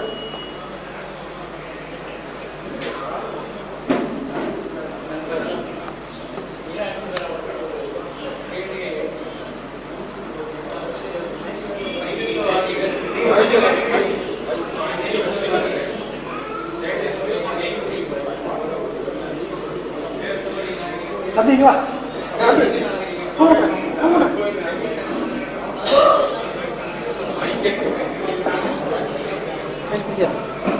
இந்து நாகரிகம் என்று ஒரு போக்கு 1995 தொடங்கியது. மிஸ்ரா என்ற ஒரு தொழிலறிஞர் மாய்ந்து போன சரஸ்வதி நாகரிகம் என்ற தலைப்பில் சிந்துவெளி நாகரிகம் இந்து நாகரிகம் என்று அவர் எழுதினார். அது சரஸ்வதி என்ற ஒரு பெயரை புதிதாக அதை கொடுத்தாங்க. சரஸ்வதி யார் என்பதை பற்றி அதற்கு முன்பு ஒரு புவியியல் அறிஞர் பாகிஸ்தானிலும் அறியாமலும் ஓடுகின்ற ஒரு ஆறு தான் மறைந்து போய் வறண்டு போய் இருக்கின்றது என்று கண்டுபிடித்ததாக அவர்கள் கூறுகிறார்கள். அந்த பெயரை எடுத்துக்கொண்டு சரஸ்வதி நதியில் இருக்கின்ற இந்த நாகரிக சின்னங்களை சரஸ்வதி நாகரிகம் என்று கூறுவதுதான் சரி என்று மிஸ்ரா அவர்கள் முதல்ல எழுதினார். அதன் பிறகு நிறைய பேர் எழுத ஆரம்பிச்சிட்டாங்க. அரப்பா வேதி கரப்பா என்ற ஒரு நூலை அண்மையிலே வெளியிடப்பட்டுள்ளது. சரஸ்வதி ரிவர் எங்க இருக்குது? அதுவே பெரிய பிரச்சனை. இவர்கள் கூறுகின்ற வேதம் புகழ்கின்ற அந்த சரஸ்வதி நதி ஹரியானாவில் காகர் என்றும் பாகிஸ்தானில் அக்ரா என்றும் அழைக்கப்படுகின்ற வறண்டு போன நதி. அந்த நதிக்கரையிலே சிந்து சமணி சின்னங்கள் அண்மையிலே கண்டுபிடித்து இருக்கின்றார்கள். இரண்டாவது, வேதம் புகழ்கின்ற சரஸ்வதி நதி இதுதானா? அது ஒரு கேள்வி இருக்கின்றது. அண்மையிலே இர்பான் அபீப் என்ற ஒரு அறிஞர் ஒரு 4 நாட்களுக்கு முன்பு சரஸ்வதி நதி எங்கே இருக்கிறது என்ற தலைப்பில் ஒரு கட்டுரை எழுதியிருந்தார். அதிலே அவர் நிறைய பிரச்சனைகளை எழுப்பியிருக்கின்றார். இந்த நதி பற்றி வேதம் கொடுக்கின்ற செய்தி மலையிலிருந்து கற்களை சத்தத்தோடு உருட்டி வருகின்ற நதி என்று கூறுகின்றது. அதை வைத்துக் கொண்டு ராஜேஷ் கோஷார் என்ற ஒரு அறிஞர் இது ஆப்கானிஸ்தானத்தில் ஓடுகின்ற ஒரு நதி, அது மலையில நிறைய கற்களை உருட்டி வருகின்ற ஒரு இயல்புடைய ஒரு நதி என்று பெயரையும் குறிப்பிட்டிருக்கின்றார். எனக்கு பெயர் மறந்து போய்விட்டது. செயற்கையாக இந்து இண்டஸ் என்றெல்லாம் கூறுகின்ற அந்த சொற்கள் வரலாற்று காலந்தோறும் மாற்றமடைந்து வந்த பொருள்களை கொண்டிருந்தன. ஒரு செய்தி, கொங்கு தேச ராஜாக்கள் என்ற ஒரு நூல், அந்த நூலிலே இந்து சனாதனத்தை பாதுகாக்க தோன்றிய பேரரசு என்று கூறப்படுகின்ற விஜயநகர பேரரசை சேர்ந்த கிருஷ்ணதேவராயர் இந்து தேசத்தை ஜெயித்தார் என்று வருகிறது. என்ன அர்த்தம்? இந்து தேசம் ஒரு இந்து சமயத்துக்காக இருக்கின்ற ஒரு அரசை சேர்ந்தவர். அவர் பற்றி எழுதுகின்ற அந்த செய்தியில கிருஷ்ணதேவராயர் இந்து தேசத்தை ஜெயித்தார். இதுக்கு என்ன மீனிங்? சிந்து நதி பாய்கின்ற இன்று சிந்து மாகாணம் என்று கூறப்படுகின்ற பகுதி தான் இந்து தேசம். அதுவரையில ஒரு படையெடுத்து சென்றிருக்கின்றார். இந்த சிந்து என்ற சொல் வந்து கிரேக்கர்களுக்கும் ஈரானியர்களுக்கும் ஹிந்து என்றுதான் வரும். அது ஒரு பகுதி, அவ்வளவுதான். அது எந்த சமயத்தை அது குறிப்பிடல. அல்புரினி கூட இந்துக்கள் என்று கூறுகின்ற அந்த நூலிலே கூறுகின்ற மக்கள் அந்த பகுதியில் வாழ்ந்த மக்களை தான் அவர் குறிப்பிடுகின்றார். இந்து என்ற சமயத்தை சேர்ந்தவர்களின் அடிப்படையிலே அவர் கூறல. இந்த மாதிரி செய்திகள் வந்த போதிலும் ஆர்கியாலஜி எப்பொழுதுமே அரசியலுக்கு உட்பட்டது தான் அதனுடைய தலைவிதி. சிந்து சமணி நாகரிகத்தை தோன்றுகின்ற வரையில் பிரிட்டிஷ்காரர்கள் உங்களுக்கு என்ன நாகரிகம் என்று கேட்டார்கள். சிந்து சமணி நாகரிகம் தோன்றிய பிறகு வெளியிலிருந்து வந்தவர்கள் தான் சிந்து சமணி நாகரிகத்தை உருவாக்கினார்கள். அதுபோல இன்றைக்கு நாங்கள் வெளியிலிருந்து வந்து இந்தியாவுக்கு நாகரிகத்தை கொடுக்க வந்திருக்கிறோம் என்று எப்படி ஆர்கியாலஜி வந்து ஐடியாலஜிக்கல் வெப்பன், அதாவது தங்களுடைய ஆட்சியை நியாயப்படுத்துவதற்காக அந்த ஆர்கியாலஜி செய்திகளை அவர்கள் பயன்படுத்துவது உண்டு. ஆப்பிரிக்காவுக்கு போன போது நீக்ரோவுக்கு நாங்கள் தான் நாகரிகம் கொடுக்க வந்தோம்னு அங்கே போய் பேசுகிறோம். இது மாதிரி ஆட்சியில் இருப்பவர்கள் அல்லது ஏதோ சில கருத்துக்களை உருவாக்கி மனதில் வைத்துக் கொண்டிருப்பவர்கள் ஆர்கியாலஜியை பயன்படுத்துவது பொதுவான ஒரு போக்கு உலகமுறாகும். ஸ்ரீலங்காவில் ஏர்லியஸ்ட் கடல் ஓடு கிமு 600 தமிழ் ஓடு ஒன்று எடுத்தாங்க. அதை வெளியிடக்கூடாது என்று ஸ்ரீலங்கா அரசு தடை போட்டது. ஏனென்றால் தமிழர்கள் தான் இங்கே முதல்ல இருந்தாங்கன்னு தெரிஞ்சிடும் அப்படிங்கிறதுக்காக. இந்த மாதிரி நிறைய சொல்லலாம். கேரளாவில் எடுத்த ஓடுகளை பற்றி கூட அரசியலுக்குள்ள கலந்து வந்ததையும் பார்த்தோம். இது வந்து ஏன் இல்லை, அது விஞ்ஞானபூர்வமாக நிரூபிக்கப்படும் போது, அது இந்துத்துவா செய்தாலும் சரி இந்துத்துவாக்கு எதிராக இருக்கிறவங்க செய்தாலும் சரி, நிரூபிக்கப்படும் போது தான் நமக்கு வந்து அந்த செய்திகள் எல்லாம் உறுதியாக ஆகும். மீர் காசிம் என்ற ஒரு முகமதியர் 8ஆம் நூற்றாண்டிலே படையெடுத்து வருகிறார். அதை எதிர்த்து, அந்த படையெடுப்பை எதிர்த்து நின்றவர்கள் அந்த பகுதியில் இருந்த பழங்குடிகள். ஆனால் பாரதிய வித்யாபவன் போட்ட அந்த இந்திய மக்களுடைய கலாச்சார வரலாறு என்ற நூலிலே இந்துக்களை எதிர்த்தார்கள் என்று தான் எழுதிட்டார். இந்துக்களை எதிர்த்தார்கள் என்றுதான் அதை எழுதுறாங்க அவங்க. ஆனால் அது பழங்குடிகள் எதிர்த்தவங்க. அது நீங்க போனாலும் எதிர்ப்பாங்க, நான் போனாலும் எதிர்ப்பாங்க. அவ்வளவே அஜாத சத்துரு வந்து லிச்சவிகளை தாக்கும் போது அவர்கள் எதிர்த்து நின்று அவனை தோற்கடிக்கிறது உண்டு. அதனால லிச்சவி இந்து, அஜாத சத்துரு இந்து என்று சொல்லிக்கலாமா? இந்துவை இந்து எதிர்த்தாருன்னு சொல்லலாமா? பழங்குடிய இயல்பு யார் வந்தாலும், எந்த ஒரு அரசு வந்தாலும் அதை எதிர்த்து நிற்கிற ஒரு போக்கு, அதற்காக உயிர்விட தயாராக இருக்கின்ற போது அவர்கிட்ட இருந்தது. அந்த பணியை தான் வடமேற்கு இந்தியாவில் இருந்த பழங்குடிகள் செய்தார்கள். ஆனால் நாம் வரலாறு எழுதும்போது நம்ம நினைக்கிற மாதிரி வரலாற்றை திரித்து எழுதுதான் பொதுவான போக்கு இந்தியாவில். இப்போ அது அதிகமாக ஆகிக்கொண்டிருக்கு. அதை பற்றி தான் எக்கனாமிக் அந்த கட்டுரையில் ஹரியானா அரசு அந்த சரஸ்வதி நதி எந்த இடத்தில் தோன்றியது என்று, அதுவும் அவங்க மாநிலத்தில் தோன்றியதை காமிக்கணுன்றதுக்காகவே நிறைய செலவு பண்ணி இப்போ எக்ஸ்கவேஷன் எல்லாம் பண்ணிட்டு இருக்காங்க. அது எந்த அளவுக்கு இதுவாகும் தெரியல. நிறைய அறிஞர்கள் அதுக்கு எதிர்த்த கருத்துக்களையும் சொல்லியிருக்காங்க பல அறிஞர்கள். இது மாதிரி வரலாற்றுல அவங்க நினைக்கிற மாதிரி சொல்றது ஒரு புதுசு அல்ல. இருந்தாலும் நம்ம அதை விஞ்ஞானபூர்வமாக ஏற்றுக்கொள்ளக்கூடிய அளவுக்கு தான் நம்ம அந்த செய்தி கொண்டு வரணும். அது இல்லை, அந்த மாதிரி சொல்றதுக்கிட்ட அந்த விஞ்ஞானபூர்வமாக சொல்லணும் எண்ணமே கிடையாது. அவங்க நினைச்ச மாதிரி சொல்லிட்டு இருக்காங்க. ரெண்டாவது, வேதத்துல சரஸ்வதி வருது, அதனால சரஸ்வதி நாகரிகம், இது வேத நாகரிகம் சொல்றதுக்கு அந்த பேரை வச்சிருக்காங்க. அதுக்கடுத்தது ஆரியர்கள் வந்துதான் சிந்து சமவெளி நாகரிகத்தை அழித்தார்கள் என்ற கருத்து இப்போது அடிபட்டு போச்சு. ஏனென்றால் சிந்து சமவெளி நாகரிகம் ஆரியர்கள் வருவதற்கு முன்பே அழிஞ்சு போச்சு. இந்தியாவுக்குள்ள அவங்க நிறைய, அதாவது கிமு 1500 உள்ள வரத்தான் இப்ப சொல்றாங்க. ஆனா சிந்து நாகரிகம் 1700 அழிஞ்சு போச்சு. கிமு 1500 அழிஞ்சு போனதால இவங்க தான் அழிச்சாங்க, அல்லது சிந்து சமவெளி நாகரிகத்தை இவங்க தான் உருவாக்கணும் என்று சொல்றது நமக்கு ஒன்றும் செய்திகள் கிடையாது.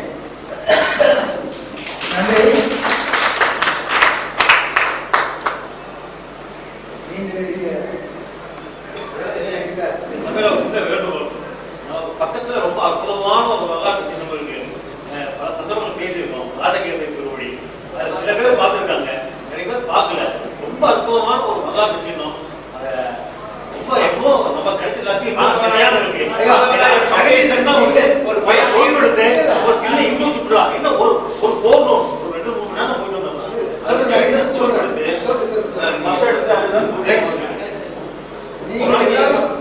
ஆர்வமாக இருந்தால் ஒவ்வொரு மாதமும் ஒவ்வொரு ஏரியாவாக கூட்டி செல்வதற்கு நான் ரெடியாக இருக்கிறேன்.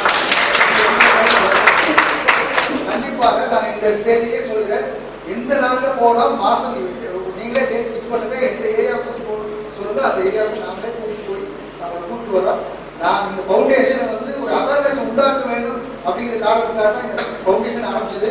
எங்க இயக்குனரே சொல்லியிருக்கிறாரு, கூட்டிட்டு போங்க நடத்துங்க அப்படின்னு சொல்லி. இதுவரை நீங்க அந்த பக்கம் இருந்து இந்த மாதிரி கேட்டு வரவில்லை, இப்போதான் வந்திருக்கு. கண்டிப்பாக சரியா இருக்கு. இன்னொரு உதாரணம், மதுரையில் பாண்டியநாடு வரலாற்று பேரவைன்னு ஒன்று இருக்கு. இந்த ஆசிரியர் ஒருத்தர் சாதனைங்கன்னா அந்த பகுதியில் இருக்கிற மாணவர்களை, ஆய்வாளர்களை ஒவ்வொரு ஏரியாவாக கூட்டி கொண்டு காட்டி கொண்டு வந்து கொண்டு இருக்கிறார். நான் அதை பார்த்து ஃபேஸ்புக்கில் ஓப்பன் பண்ணி அந்த ஃபேஸ்புக்கில் போட்டு இருக்கேன். நான் எனக்கு ஒரு ஆசை தான், ஆனால் இந்த பகுதியில் வரணுமே. நீங்க இன்னைக்கு பகுதிக்கு ரொம்ப மகிழ்ச்சியா இருக்குது. கண்டிப்பாக நான் கூட்டி போகிறேன். நீங்க முடிவு பண்ணுங்க. நமக்கு 5 பேர் கிடைச்சாலும் சரி, 10 பேர் கிடைச்சாலும் சரி, எத்தனை வந்தாலும் ஒவ்வொரு மாதமும் ஒவ்வொரு பகுதியாக கூட்டி கொண்டு காட்டுவதற்கு நான் தயாராக இருக்கிறேன். நீங்க ஒத்துழைப்பு கொடுத்தா நான் ரெடியா இருக்கேன்.